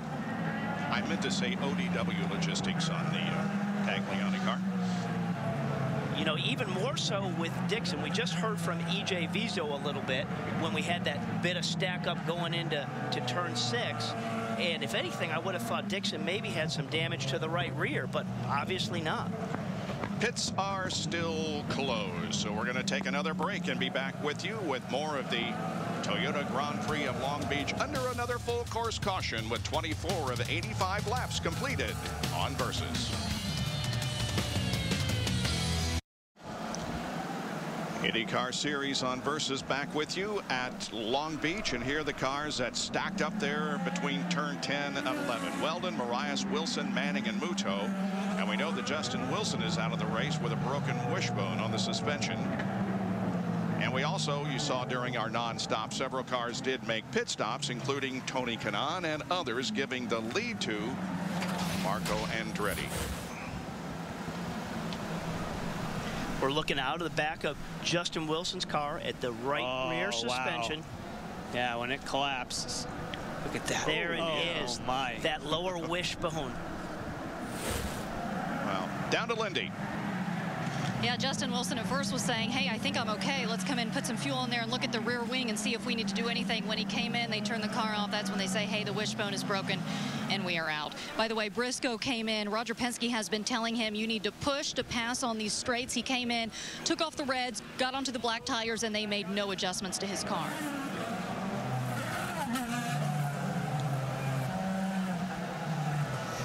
And that's a case where when you have Roger Penske saying you need to push, you push. You're going to be pushing. I'm driving as hard as I can. What do I do? Down to Robbie Floyd. Well, things are looking good for Tony Kanaan on the Andretti Green Racing team. His first pit stop, lap 26. He goes from the blacks to the red tires. So down on the alternate tires, and they're messing with me in here. In the miscellaneous notes portion, when I was handed, they said, well, we're kind of hurting a little bit. Well, needless to say, they've got a lot of smiles on their faces right now. He's out in front. Well, we know Marco's really had a tough weekend. He's been fighting all weekend long for balance. And this morning when I talked to him, he said, hey, if Kyle Moya, who is the best in the business on strategy, can get me out of sequence somehow and can get me at the front, I finally feels I got a car that can keep me there. Yesterday, he said, I don't have a car that I can stay up there with. So, you know, be careful what you wish for. Now he's got to do it. And Jack Arute is standing by with a guy who raced here yesterday and whom we will see at Indianapolis, Jack. Yeah, former pole sitter of the Indianapolis 500. Until he left, he had started more IndyCar races than anybody else. Scott Sharp finished second yesterday in the ALMS race, but you're coming back to Indy. Tell us a little bit about that effort. Yeah, I just couldn't be more excited, Jack. It was tough sitting out last year, and great support from Tequila Patron and Muscle Milk, and we had the opportunity to do it with Panther Racing, and I think it's going to be the strongest combination I've ever had there. Yeah, I'll tell you, both of us have been kind of watching strategies unfold, and when we take a look at the rundown, I'm of the opinion right now that it's going to come down at the end of the race between Dario Franchitti and it's going to be, well, I'm going to pick one of Roger Penske's guys, and I think it's Ryan Briscoe. I think right now they're working. How do you see it unfolding so far? Dario really made a good call, you know, and the yellow hit them well, but pitting early like that, and they got back out, they're still on the lead lap, and when everyone else had to pit, you know, they were the first of the guys that had pitted. So I think he's going to be in a good spot. Back to green, fellas, and back to you. And a familiar name is leading this race. Andretti. He's the 5th member of the Andretti family to run here at Long Beach. Michael drove his father, his grandfather Mario, and his uncle Jeff and cousin John. Marco leads at Long Beach with 28 laps completed. Franchitti is second. Then comes Carpenter, Patrick, Power, Castroneves, Matos, and Rahal. It looks to me like Will Power still has some sort of issue. Now, we heard E.J. Viso say that he thought the reason Power slowed was he thought it was going to go to a full course caution, kind of like we did here. But it looks to me like he's just not getting... Oh, look at a move by Conway to the inside of Tagliani. Nice move there by the rookie.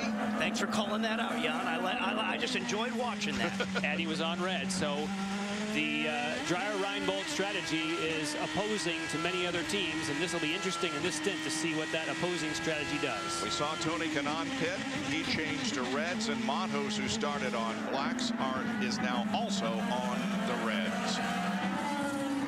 And the number 98 car of Stanton Barrett is being passed. Stanton hung in there, though, at St. Petersburg, had a respectable finish.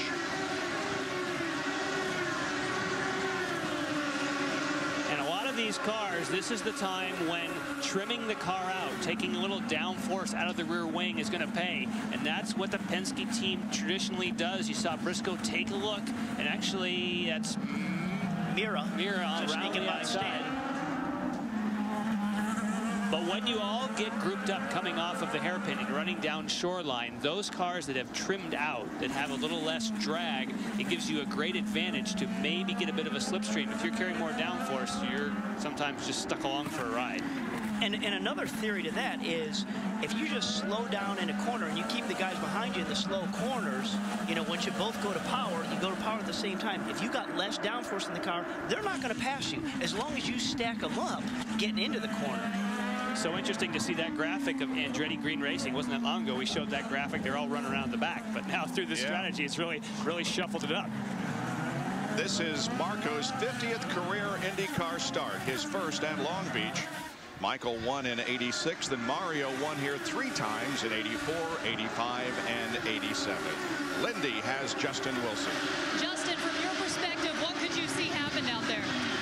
Well, it was very difficult. Back in the pack, everyone's so afraid of the guy behind trying to pass you. You're staggering out of the hairpin to turn 10 just to put off the guy behind having a silly move down the inside into the hairpin because we just don't have enough lock to get down on the inside. And, you know, from what I saw, everyone just stacked up. I basically hit Mario at the same time as I got hit by Hideki, and it was, I'm not sure what happened in front of Mario, but literally the whole thing, I got hit front and back, and you know, it just broke my rear suspension. So unfortunately, you know, the Z-Line design furniture car is not going to be on the podium this weekend. And I know you felt like coming here that you had a score to settle. Yeah, you know, after last year when we had the engine failure, I was definitely looking forward to this race, and you know, it's been great. You know, yesterday we really turned the car around and we're quick, and we're running second there before that pit stop. So it just all got muddled up, and you know, unfortunately we're back in the pack and in the middle of that stack up. Justin, thank you. Thank you. Will not win here at Long Beach. Right now it is Marco showing the way over Dario Franchitti by about, well, that many car lengths. Back there in third position is Ed Carpenter, and Danica Patrick at the moment is running in fourth spot. Stay with us for more of the Toyota Grand Prix of Long Beach, the IndyCar Series on Versus.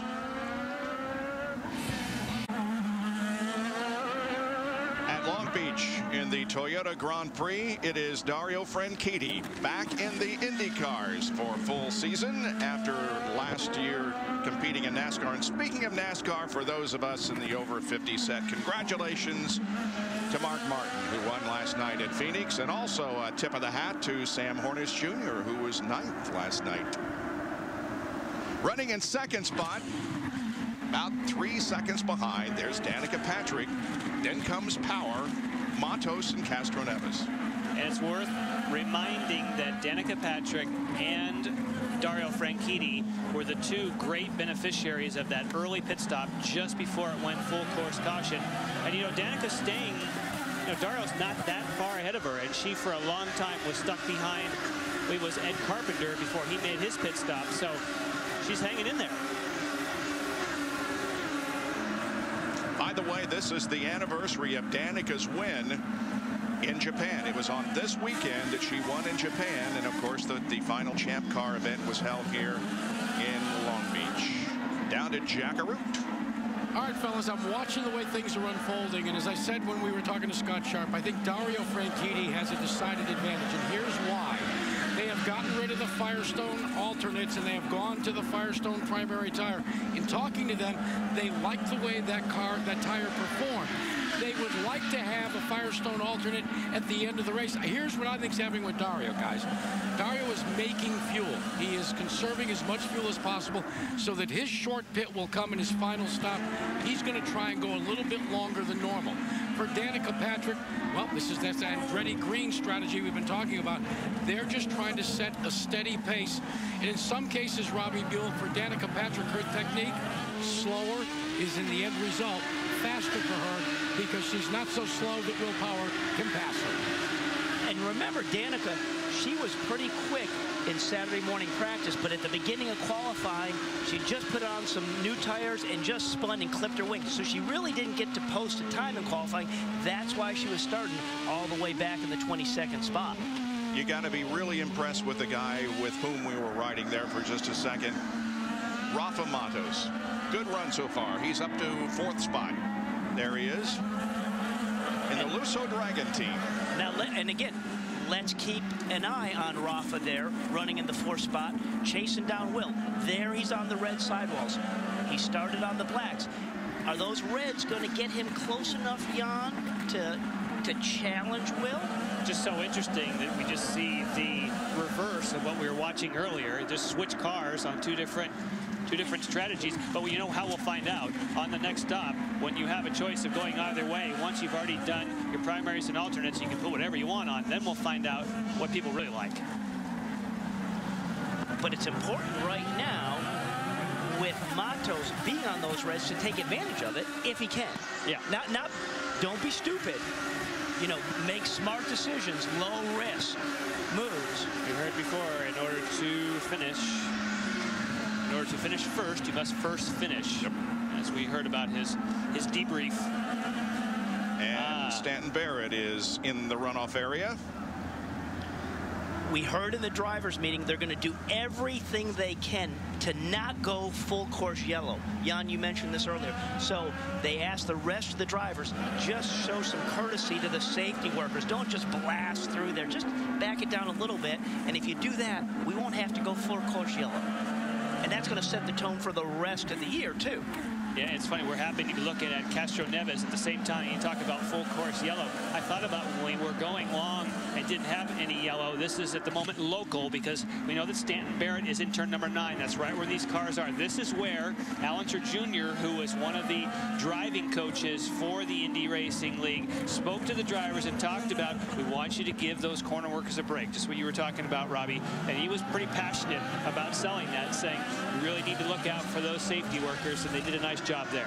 And his passion for selling that is he wants these guys to do as much racing as possible, not throwing full course yellows.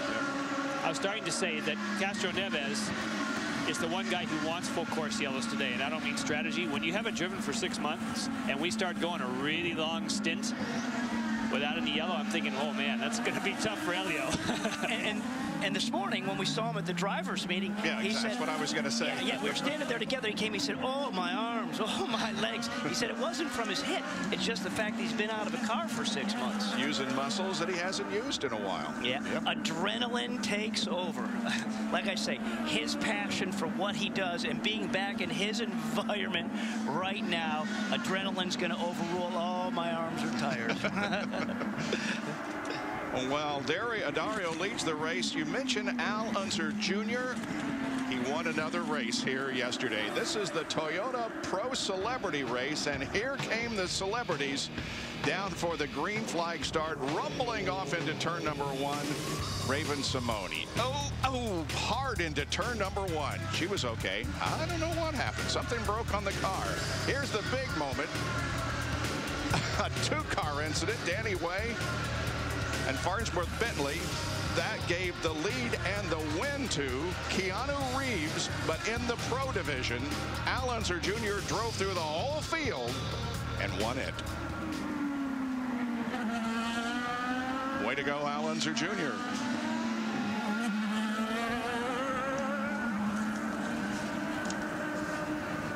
Ryan Hunter-Reay back in 13th position, had a close moment just a few seconds ago. We'll be back with you in just a moment from Long Beach.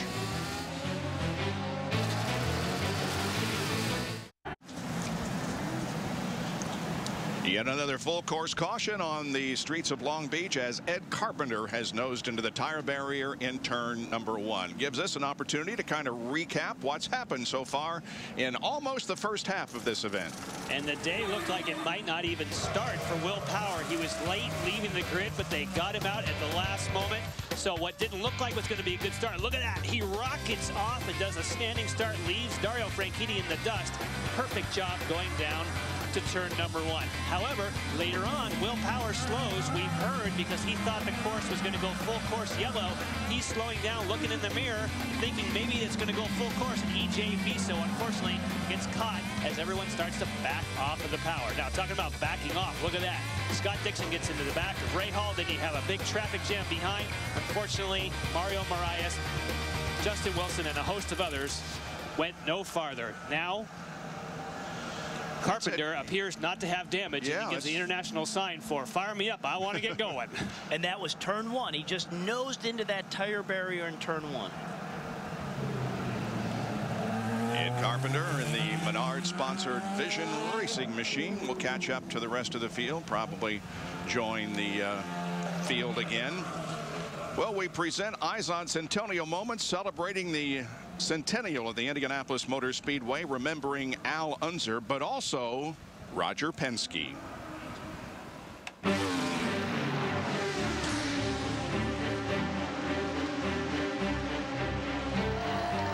now here it is. Al Unser joins A.J. Foyt as one of only 2 men ever to win the Indianapolis 500 4 times in his life. When Roger Penske works your pits, it's a different pit operation. I mean, he runs it like clockwork. Roger talks to you all the time. He never quits. He tells you who you're behind. He tells you who you're ahead of. He tells you what lap. He tells you what time you're running. There isn't anything that Roger Penske doesn't tell you. Yellow flag with 8 laps to go. When that green flag came out, and I never lifted, and I didn't. I mean, it's a true fact that I run around there wide open. It's a storybook race, you know, that with the team that I had And all the people around me, there I was. Al Unser, with guidance from Roger Penske, becoming the second four-time winner of the Indianapolis 500. We are back to green with an Apex Brazil restart. Off into turn number 1 they go, and Dario is still at the front of the field with Danica running in second and Will Power third. Dario led 9 of the final 10 races during his championship season in 2007. He failed to lead at St. Pete, but with him in the lead today, he has now led in 9 of his last 10 IndyCar Series starts. One of the things worth watching is the two different styles. Michael Andretti watching, of course, Danica Patrick, who he's on the radio with. And Danica carries a lot of brake into the corner, and Dario Franchitti is known on the street circuit to release the brake pedal. You can see a little bit in turn number 1. Two different styles. You can see that Danica will close in on the approach to corners, and then Dario gets his foot off the brake and lets it roll. I also think Dario's probably trying to save a bit of fuel, and they've told Danica, let's get after him. She's racing. Yeah, pretty impressive right now for struggling the first day like they did, just to find grip and balance in that race car. Right now, she has hounded Dario. Well, she's sandwiched between Dario Franchitti and Will Power, and you'd have to say probably two of the best street course drivers you're going to find anywhere. And if anything, in some parts of the course, she's closing in on Dario and leaving Will Power. We showed you highlights of this year's Pro Celebrity race just a few minutes ago. Danica won the Celebrity Pro race here in 2001.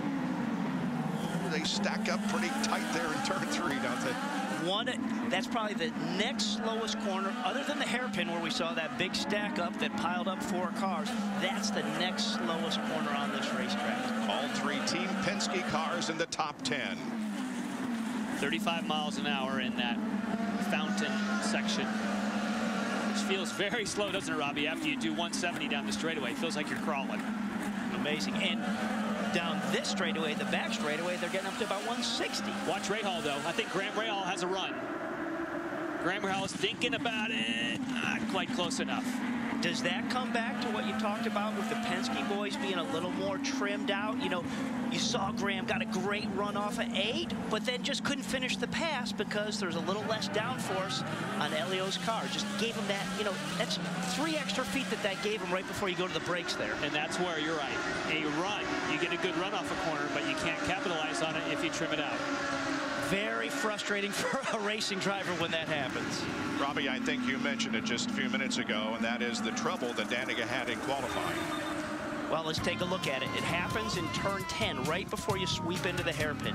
She was on cold tires there. You just saw the rear of the car come around. The tires are cold, and bumps it in, and there's the nose, and that ends her qualifying. That was right at the beginning of that, so she really never posted a time. And what led to that is they've been working with her really hard this year on outlaps.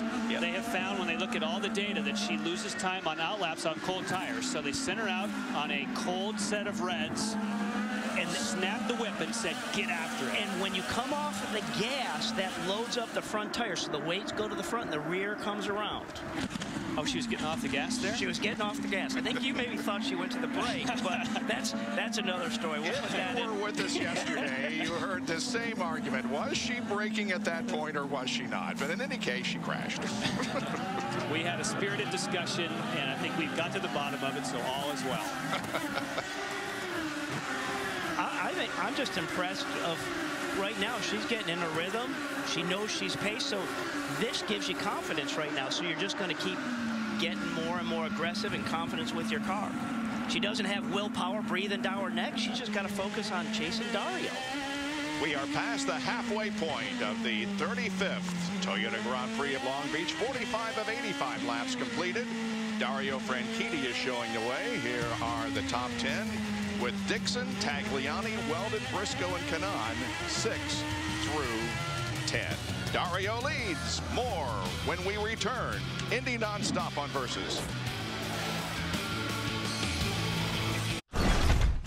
46 laps completed, and Dario Franchitti leads Danica Patrick, Will Power, Elio Castroneves, and Graham Rahal. And here they all come. You talked about lap 46 when you're resetting there. Dario Franchitti, if he only wants to stop one more time and it stayed green, would pit on lap 55. So 9, if he can stay out there for 9 more laps, it's not a 3-stopper, and that's tough. So he is out there doing anything he can think of. And Danica's pitted on the same lap, so she's doing the same deal. They're on the same program. They have to save. But if they can get to that 55 lap, that's 30 to make it home, and it's a safe bet. You can run 30 laps. They may have to conserve fuel a little bit, but if you get any yellows, they're good to make it all the way. Yep. And even if you can't make 55, maybe you drop a bit. Let's get to Robbie Floyd. Well, Michael, could things go much better for you and Danica at this point? That's going good. You know, we'll see. She's doing a great job keeping pace and doing a good job saving fuel. So we'll see. Fuel has to be your biggest concern right now because she says she didn't have the car to win this thing, but you're in second place. I think she's got a car to win it. I really do. Her pace is good, and she's staying right there with Dario, who's, I think, one of the quickest cars on the track. So I think we have a shot at winning yet. If Dario pulls in, does that mean that more than likely you'll pull in? We're on our own race. We're not going to follow his race. I got Jack around to you. Hey, Robbie, one of the things that may determine who wins this race is called push to pass. And it's called an overtake button in IndyCar racing. It gives extra power to the Honda engines. We talked about how Team Target Chip Ganassi's been using it.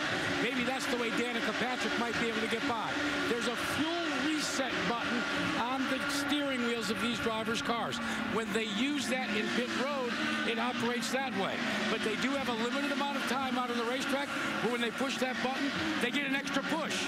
And maybe that'll be what Danica Patrick will need. Looks like Tony Kanon's getting ready to come onto pit road. A lot of action over in his pit as well. Back to you guys.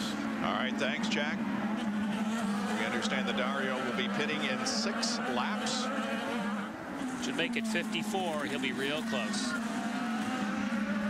Danica's second, about 1.2 seconds behind Dario Franchitti. IndyCar Series non-stop on Versus. Welcome back to the Toyota Grand Prix of Long Beach.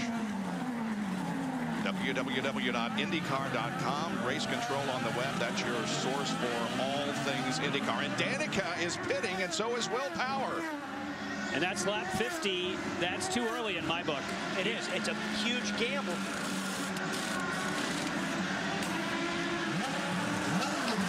Danica Patrick, Michael Andretti called her in. They're going to change, go back out to the black skies. You say it's too early. I heard guys talking earlier that they were trying to get 34 laps out of their car, so it might be a little more than they were expecting. Wow, tight all coming off and out of the pits, huh? And the pit road is where you can make track position. Danica made track position on Will Power. But again, remember, when you come into the pits, that's not a time for the drivers to catch their breath. That's a whole nother game of intensity, and Danica made it work. We just heard from Mike. She's feeling racy and good about her car. Now, we just heard Robbie Floyd say 34 laps, though. That's, there may be people talking about 34 laps, but 34 laps, I mean, you're going to need yellow laps to get to that. 34 would be crazy. You'd be soft pedaling everywhere. So let's watch Danica. Let's stay on her right now. She's on cold tires. That's something that she's been working hard to get better on. We know why she crashed in qualifying the other day, because the guys were pushing her. You know, it's just really slick. It's, you know, for those that have driven on the black ice, you get onto that, it's like, whoa, where did that come from? It's a driver skill that you just got to practice on to get that feel, and it can take a long time. But she's doing a fantastic job of keeping Will behind her. You saw Michael watching that intently, because as we've talked about, not just here, when they went testing, that was one of the things they worked on over and over at Sebring, sending out on cold tires and just standing on it to get, and I would say that she's learned a good lesson in the offseason. No question. We expect Dario to pit soon. In second place now is Elio Castroneves.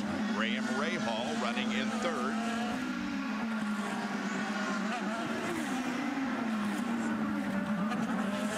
Dario Franchitti would love to make a gap here, but you can't make a gap, and Will Power has gone to the lead.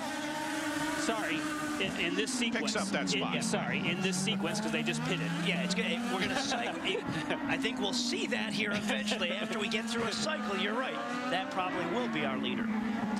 But now is the time for Dario, just if he could just eke out an extra half a second or a couple tenths per lap, just to give himself that gap for when he comes into the pit. But again, he's trying to get fuel mileage too. There he is, down pit road. Down to Lindy.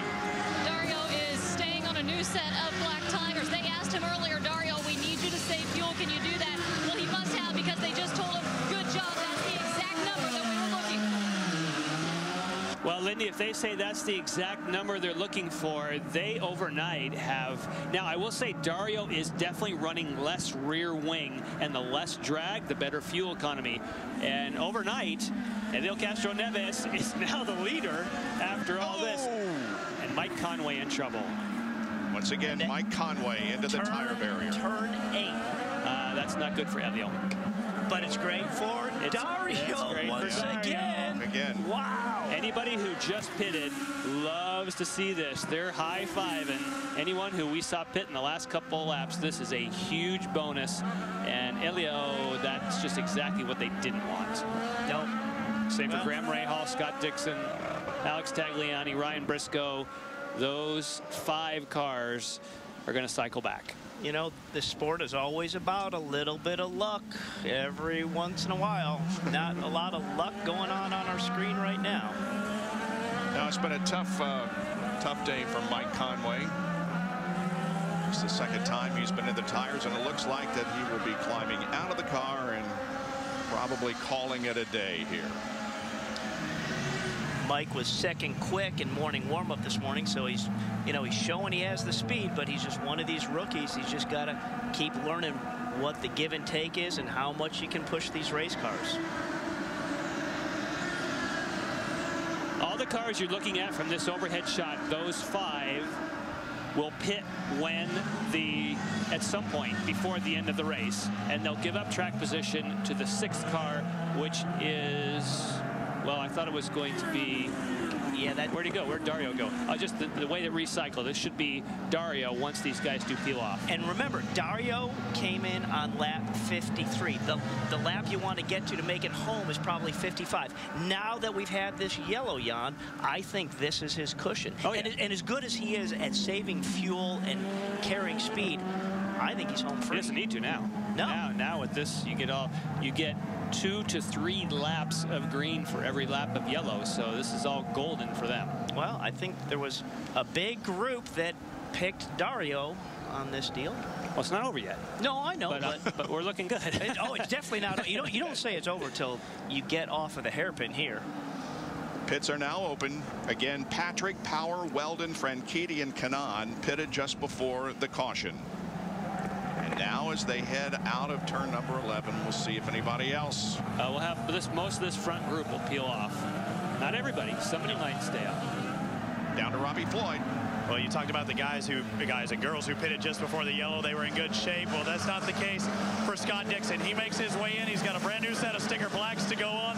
Guys, I've not seen any type of adjustments at all. The camp here was just shaking their head. They needed to come in before that yellow. Jack? Graham Rahal was about to run out of fuel, and at the last moment they opened up the pits. He's gone back to the Firestone. Oh, he left early.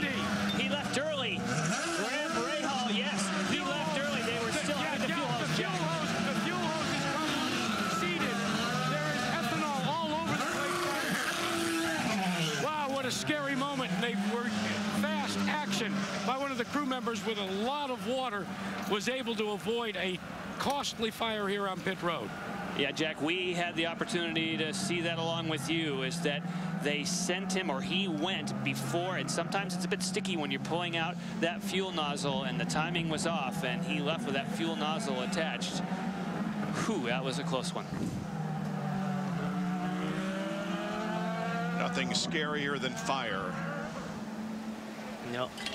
And like you say, sometimes, as Jan said, sometimes you can be waved out of the pits with the guys anticipating the fuel to be done, and they pull that fuel nozzle that we just looked. You think they're going to pull it back, but sometimes that just gets hung up, and that little hang-up can do it. And with Alex Tagliani, let's see what happened with his pit stop. Now this shows us a perfect angle of what's happening. The guy on the left is the fuel nozzle. This is the air jack. Look at him. He's hung up. And it doesn't see. But there, that was where a crew saw. The crew saw that it hung up, and they held him. Now, the exact same thing happens to Graham Rahal. Oh, that he wasn't even trying to disengage. No, that was either he was sent early or he just decided to leave early. That wasn't a hang-up with the fuel. Jack, you got more? Well, yeah, remember, he was about to run out of fuel, guys. He was not sent early. He saw the tires go on, and in normal circumstances, you can change the tires, and the fuel basically is running at the same time. That's a case of exuberance and wanting to get back into the battle for Graham Rahal. But as we said, fast action averted a disaster on pit road. We're under caution for the 6 lead changes and 6 cautions here at the Long Beach Grand Prix. We'll have the end next.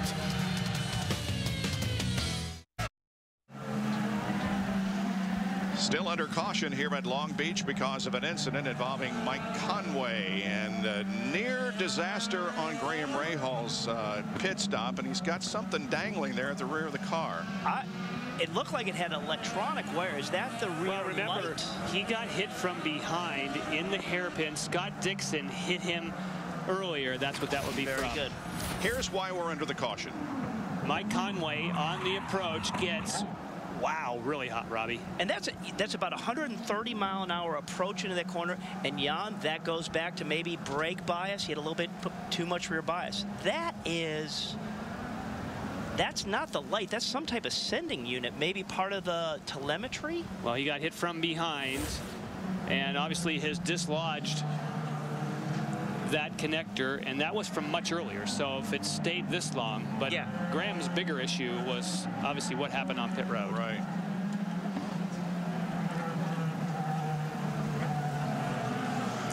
About to go back to green flag racing. Dario Franchitti will be showing the way when we get the green. There's the second place car of Will Power. TK, Tony Kanaan running 3rd. Danica Patrick running 4th. And Dan Weldon. We haven't talked too much about Dan today, but Dan is doing a fine job for Panther Racing, as he did last week at St. Pete before he had the problem late in the race.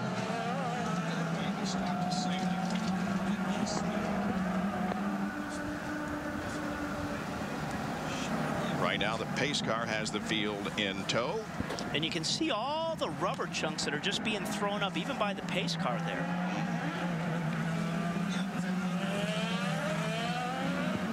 Going through turns 9 and 10.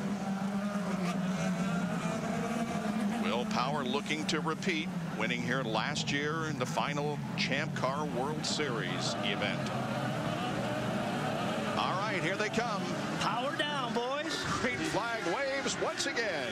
Franchitti punches it, heading to turn 1. And that's got to feel good after he lost that drag race on the initial start. He gets the payback for Will Power. All comes full circle.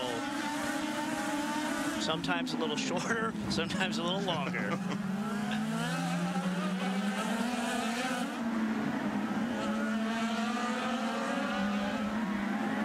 Dario just seems to be able to separate himself from everybody else. Another guy there who's in 3rd spot, you know, Tony Kanaan, we talked about him a little bit earlier, but there's Tony in the 3rd spot.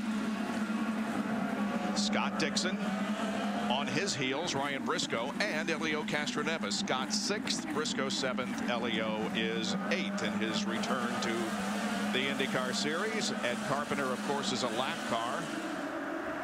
You'll see Dixon pop right there, pull alongside, outbrake him into 9. Look at that. Marco. Yeah, gets a position on Castroneves. Nicely done. Everyone's focused on what's happening with Carpenter, and AGR cars have come alive. Yeah, they sure Danica, Tony, Marco. And you know what? They did a lot of it with pit strategy, but obviously now that's all over. And they've obviously fixed those cars overnight and got a lot of speed they've been lacking all weekend. 3 of the 4 Andretti green cars are in the top 10. Briscoe by Carpenter as they go into 1.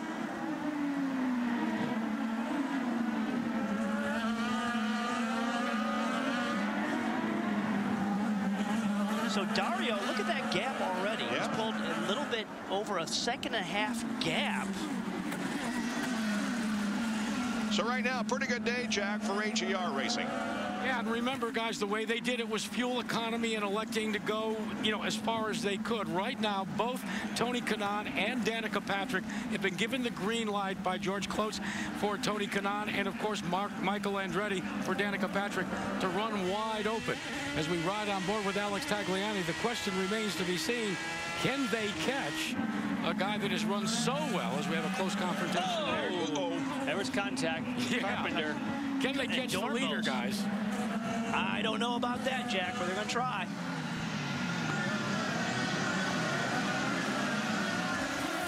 Darren Manning pulls to the inside of Ed Carpenter. That was also Ryan Hunter-Reay looking to the inside of Matos. There's the battle. Look at that. Matos protecting.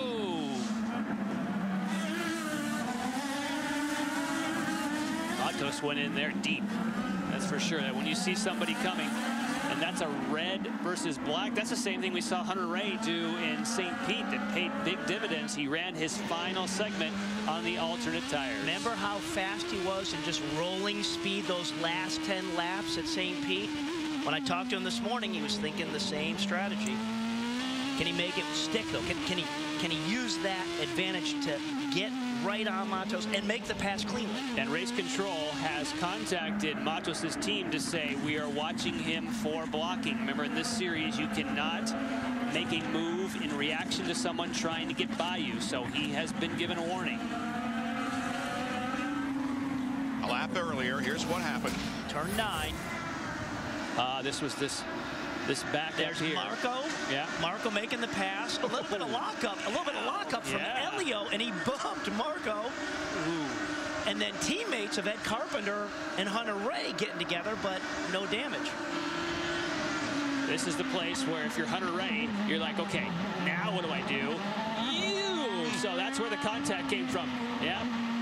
That shows you the kind of force when you see the hand come off the wheel when they make the side-to-side contact. Marco He's running 8th. On the gas. Graham Rahal pits once again. Which would be a drive-through penalty because of contact with pit road equipment and crew members. Thankfully, it did not appear as though that was serious, and it could have been much more so. On board with Rafa Matos, running in 10th position. This is the Lusso Dragon team, and we know how Lusso Dragon, we know how that came about because Steve Lusso is one of the owners. But how did the Dragon part come in? Well, Jay Penske is the other owner of this team, and he liked to read when he was a kid, and his favorite story was Dragon, Dragon. And so that's how the Lusso Dragon team got its name. You learn something every time you come to a race with old Bob, Robbie. Thank you, Bob. It may not be good information, but it's interesting. You feel bad for me, don't you?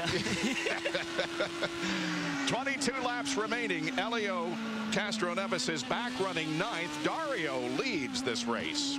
Back in a moment on Versus.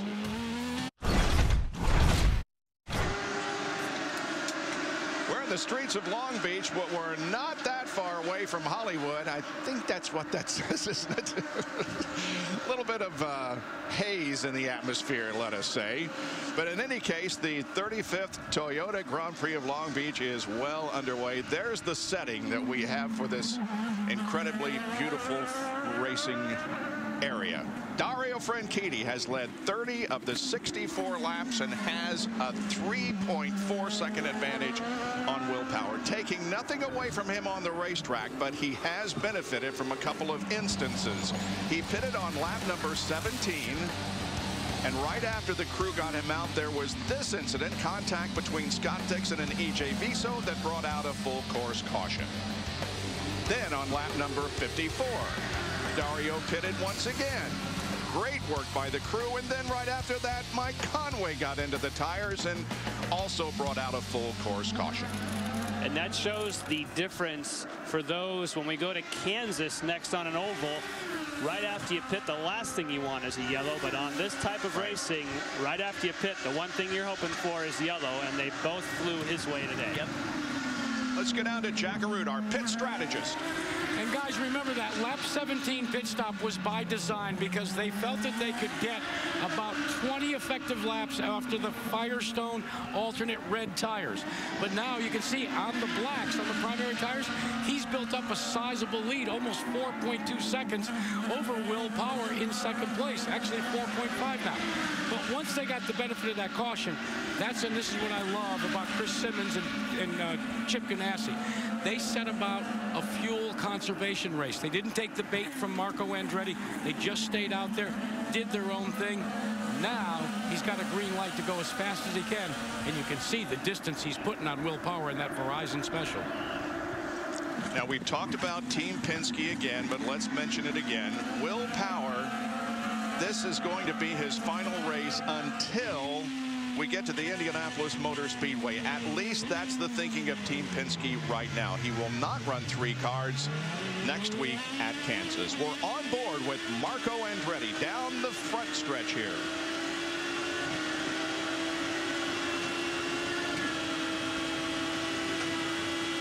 Marco's on the red tires, so he's on the softer compound tires.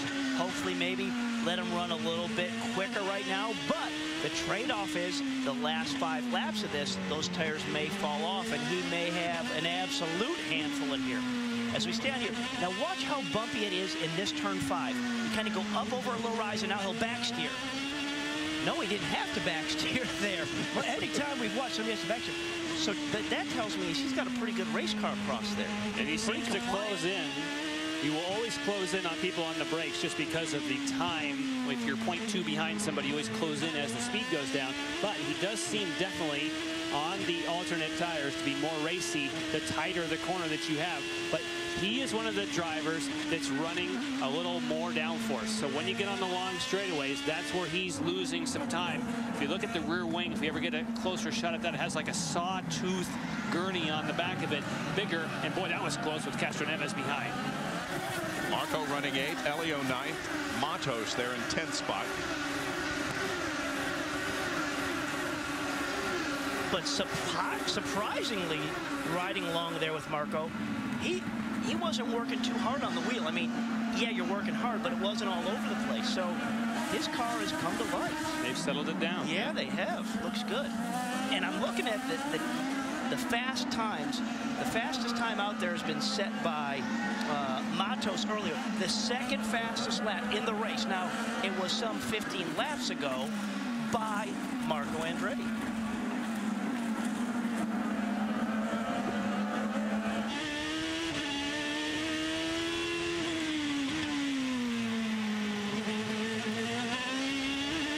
Down the backstretch, here's our GoDaddy biggest movers once again. Patrick from 22nd to 4th. Marco from 19th to 8th. Dan Weldon, great run for him, 14th to 5th. And Tony Kanaan has made up 8 positions from the start of the race.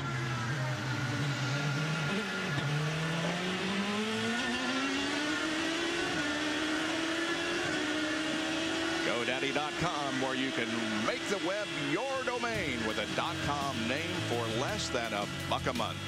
Back in just a moment to Long Beach. Dan Weldon is currently running 5th here on the streets of Long Beach. We go to an oval next time. And in 2007, Dan Weldon won that race for Target Chip Ganassi Racing. In 2008, he won it again. The King of Kansas, Dan Weldon, will watch him next week here on Versus as the IndyCar Series rolls on to its 3rd race of the year.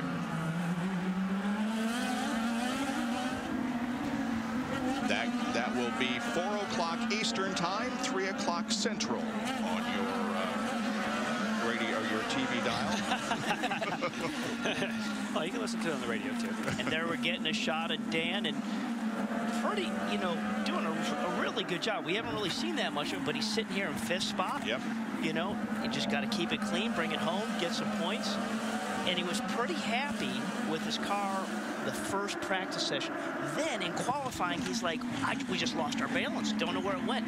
He just said he'd get in the corner right there, and right as he's trying to come from the middle off the corner, the front would just get light. Obviously, they made some changes this morning, made it better, but the track is totally different right now, Jan, than it was yesterday. than was this morning in warm-up. Yes, it's changing all the time. I also think it's worth noting right behind him, if you look at Scott Dixon.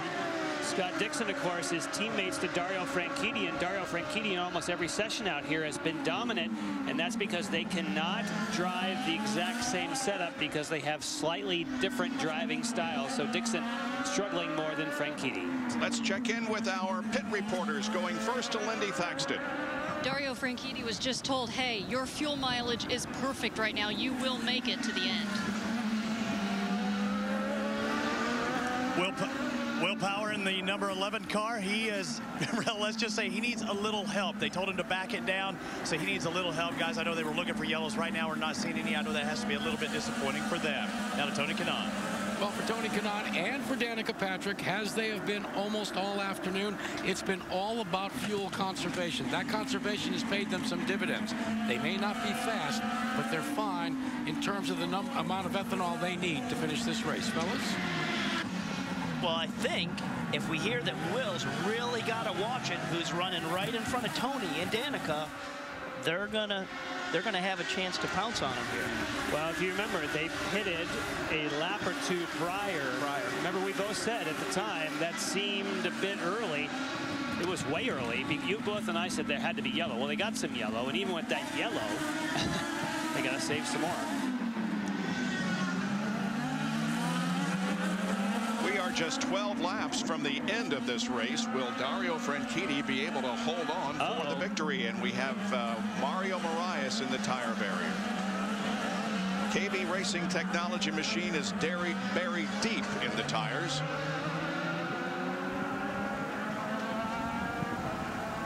You can see him moving his helmet a little bit in there. That's a good sign. He was running in 16th position as the full course caution comes out once again. Well, that fuel conversation we just had just went out the window. That went out the window. I'm glad we talked about that. Boy, that car is way in there, isn't it? Right now. I got the rumble strips. Yep, there are a set of rumble strips that actually will lift the front of the car. We saw that happen to a couple of people. There they are. Those 5 strips, if you catch the end of that, it actually lifts the tire off the ground, Robbie, and then nothing but all straight. Yeah, I call those hot dog rumble strips. Oh, yeah? That's my nickname for them, hot dogs. But, you know, you hit those, you get up in the air, tire's not on the ground, you're not going to slow down, you're not going to turn. Now, if you are just joining us and didn't know about what was announced yesterday, KB Racing Technology will run a second car in Indianapolis. And I don't know of anybody that isn't happy with the fact that Paul Tracy will be back at the 500. Dario Franchitti, Will Power, Tony Kanaan, Danica Patrick, and Dan Weldon after 73 laps on Versus. That was nice. There's the harbor at Long Beach. Some yachts make this just a beautiful setting. Now that Mario Moraes car is still there. They got it out of the tires, but it has brought on the full course caution once again.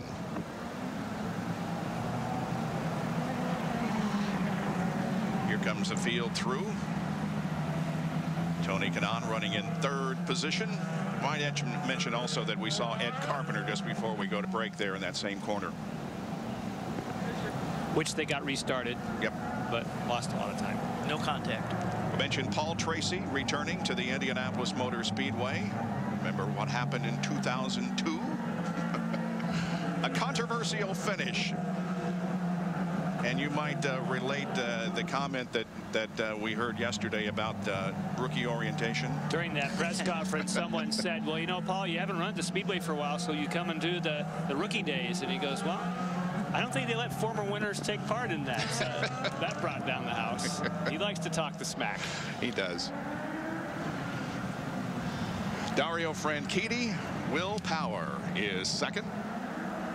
Tony Kanaan, Danica Patrick, and Dan Weldon complete your top 5. Just a little more than 10 laps remaining in this event. Dixon, Briscoe, Marco Elio, and Rafael Matos are the top 10.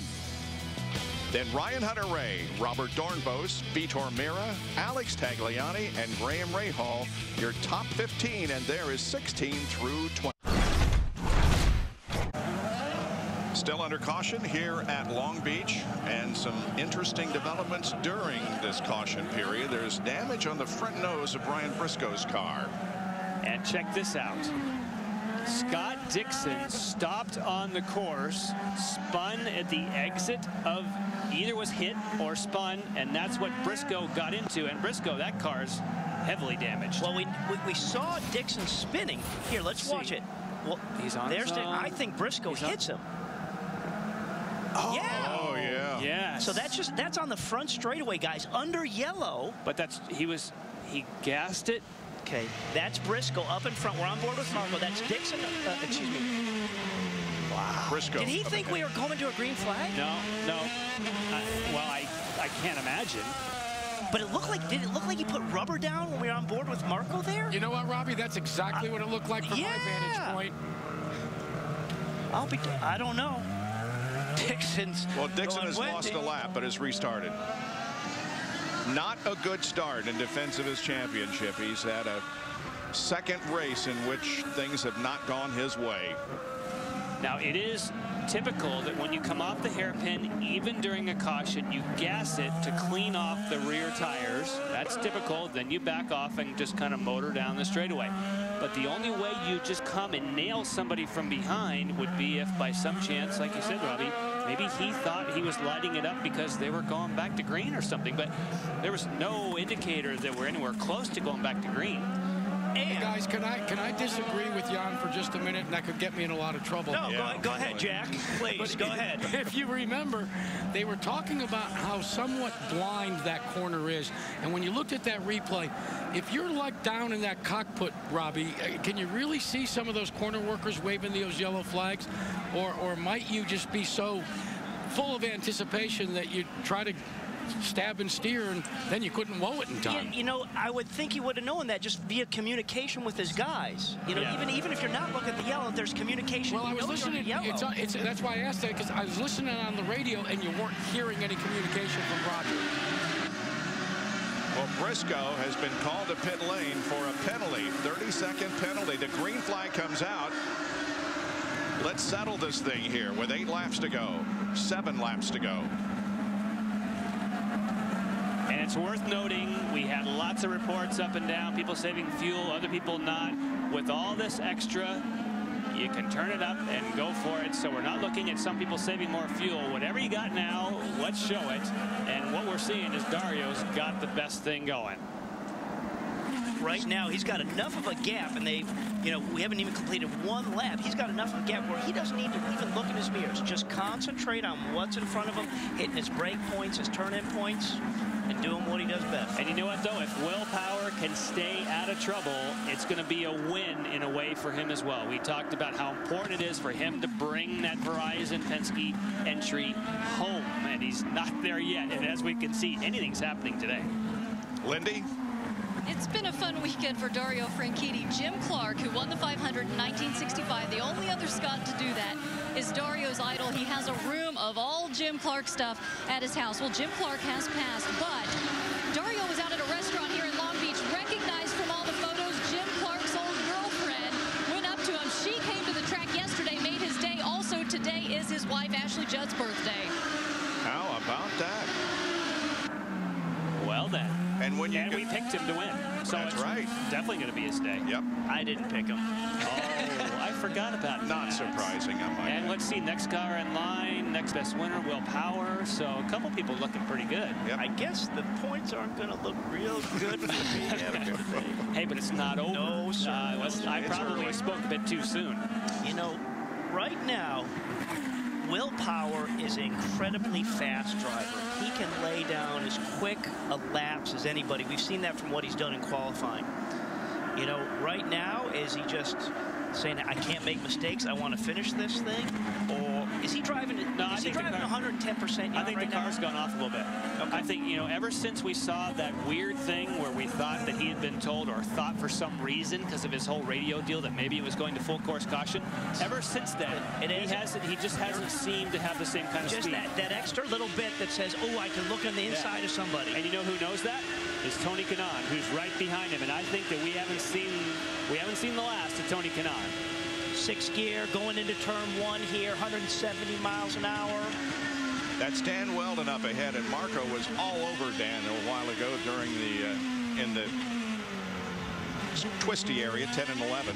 And again, he's on the red tires, so when you get into that twisty area, just you may have a little bit more grip that floats the momentum. Now, having said that, Weldon's also on the Firestone Reds. And check Danica out. She's staying right with Tony Kanaan, and it's pretty common knowledge that the leader of that team, as far as expertise and experience, is Tony Kanaan.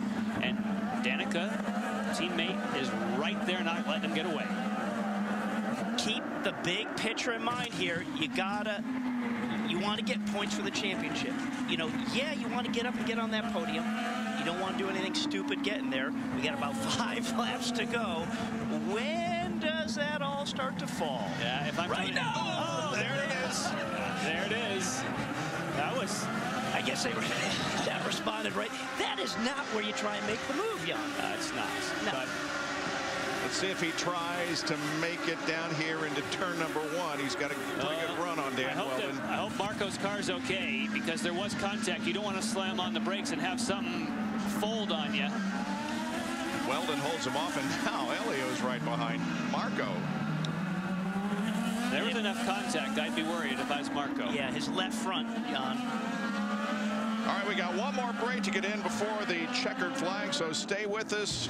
IndyCar nonstop here on Versus. The finish is coming up. It is almost a 4-second gap between the leader Dario Franchitti and the rest of the field. There is Dario, and here comes Will Power, Tony Kanaan, Danica Patrick, Dan Weldon, and Marco Andretti, and then Elio. And I think this is the place we want to watch. I am not sure that Will Power has enough. Looks good here, but there have been a few laps previous to this during break where it looks like Tony Kanaan is really thinking about how he can maybe get a move on Will Power. There's a little daylight now, but he'd love to get by him. And you know what he's been trying to assess this whole last couple laps is just where his strength is versus where Will's weakness is. And if he's ID'd anything, he's going to get close enough to pounce. And that's going to happen right about now. Now there's a bet going on between Tony Kanaan and Dario Franchitti. If Dario wins the race, Tony Kanaan has to let his hair grow until he wins. And then when he wins a race, Dario is going to shave his locks. And at the moment, it appears as though we're going to have hair growth as opposed to hair loss. Boy, can you imagine Tony Kanaan with a bunch of afro-type hair, you know, like they used to wear in the 60s and 70s? That'd be cool. Well, it reverts back when Tony wins. Then I think it reverts back and he'll be okay. Yeah, that's right. Yeah. So, but you know, here is the most experienced driver in the field, Alex Tagliani. And he's thinking about it. He's close enough. Oh, look at Ryan Hunter-Ray moving to the middle of the road. Out for 10th. Oh, I was just missing a bump. But this is heated here. He's after him. And part of that heat, I would venture to say that Hunter-Ray had big push. He's going to lose that spot. That car just wouldn't turn. And I think being on the Reds with 3 laps to go, I think he's got no grip left in him. And that's what they're designed to do. It's not over. No, he's holding them off. Let's see if he can get him in turn 1. Tagliani. Wow. Not going to be able to do it. That's a downforce issue there because he was beat. No, he flat out beat. Yeah, he was dead in the water. Yeah. And he just out-dragged him down the straightaway. That's the difference between running some downforce and being trimmed out. And good for Ryan Hunter-Ray for not giving up. Yeah, and Alex is all over the back. Look at Alex going over the big bumper there. It's okay. Tagliani tries it again. And he made it. He got it. You know, he just forced the issue, and you saw the lockup from Ryan Hunter-Ray that opened the door. He's gone. On his final lap is Dario Franchitti, returning to the Indy cars this year, and Ashley Judd is about to celebrate with him in victory lane. The checkered flag waves for Dario. It's his 9th career win in the IndyCar Series. His first on a street and road course in the IndyCar Series, and Vitor Mira is in the tires. Vitor was running 13th. Down to Lindy with Ashley. Ashley obviously very emotional for this win. Ashley, I think your husband just said happy birthday. Oh, what a sweetie. Well, he's the one who did all the work, and he deserves this. And it's the good old days are here again. Not only did he drive a masterpiece, he did it against the best competition, I think, in the world. So I'm very excited for him. And about 25 laps to go, I got really nervous, and I said to myself, this is the Target Chip Ganassi team. Winning is what they do. So I was able to calm down a little bit, but I got very emotional. This is his 7th time here. Did he say this morning, hey, I've got a good feeling about this, or is he pretty much all business? He's a little bit of both. He felt really good on Friday, and he felt that especially after that practice where I think they ended up 6th quick, everyone else had put on new tires and gone a little bit faster, but he was still using tires that had already done half a race distance. So he was feeling good. But as y'all know, he's a very humble soul, and so he just kind of goes about, you know, his work at the office and dispatches it quite calmly. But it's really amazing for the series to be reunited and for him to win here at Long Beach. It's something that I'm really grateful he has the opportunity to be a part of. Go celebrate. Dario's first win on a street and road course in the IndyCar Series, but it's his 10th win on such a facility, an open wheel rating dating back to Elkhart Lake in 1998. We'll talk to him in a moment on Versus.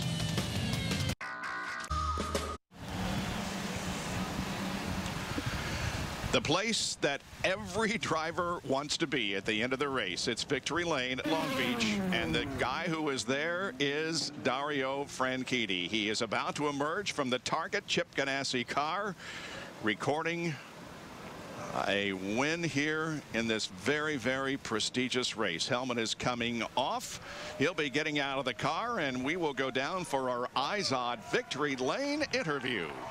Now, it's kind of ironic for Dario Franchitti.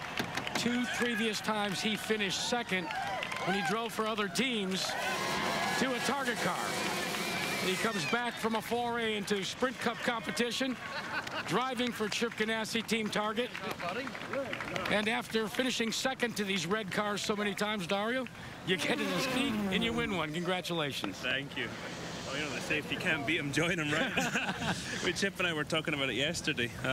We finished behind the Target cars here, 98 and 99, Zanardi and Montoya. So to get it for the Target team today, it's awesome, man. It's a lot of fun. From your perspective, what was the turning point, Dario, when you take a look? You know, the guys had said that you were going to maybe try and pit a little early to get off the Firestone alternate red tires and go back to the blacks. What in your mind was the turning point in this race? The timing of that first stop. Chris and Chip and Barry and Brad, they called it perfectly. They absolutely got it perfect, and the reds were just starting to go off a bit, and hey, hold on, and it came in. Here's a guy who wants to say congratulations. Nice. Sweet. That exercises a lot of demons there. Yeah, it does. So, you know, these guys called it perfectly. That got us track position. We were saving fuel, but still doing good lap times. And at the end, it was like, okay, let's go here. So it was all good. All right, now you got to break the news to your old friend. You don't get to shave your locks, but because you won before your buddy TK, what's he going to look like as he lets his hair grow out? Let me tell you, there's 2 things today. It's Ashley's birthday, so I'm going to wish happy birthday to my wife. This is for her. And my little buddy was driving around there kind of doing this, because next time you guys see Tony Kanaan, he's going to start growing his afro, and it's going to get progressively bigger as the year goes on. It's going to be interesting. It's not going to be pretty. Big nose and a big head with big hair. Tony's a handsome guy. Okay. Guys. Dario Franchitti records the 5th win at Long Beach for Target Chip Ganassi Racing. 25th IndyCar Series win for that team. Ashley Judd and Dario in Victory Lane at Long Beach.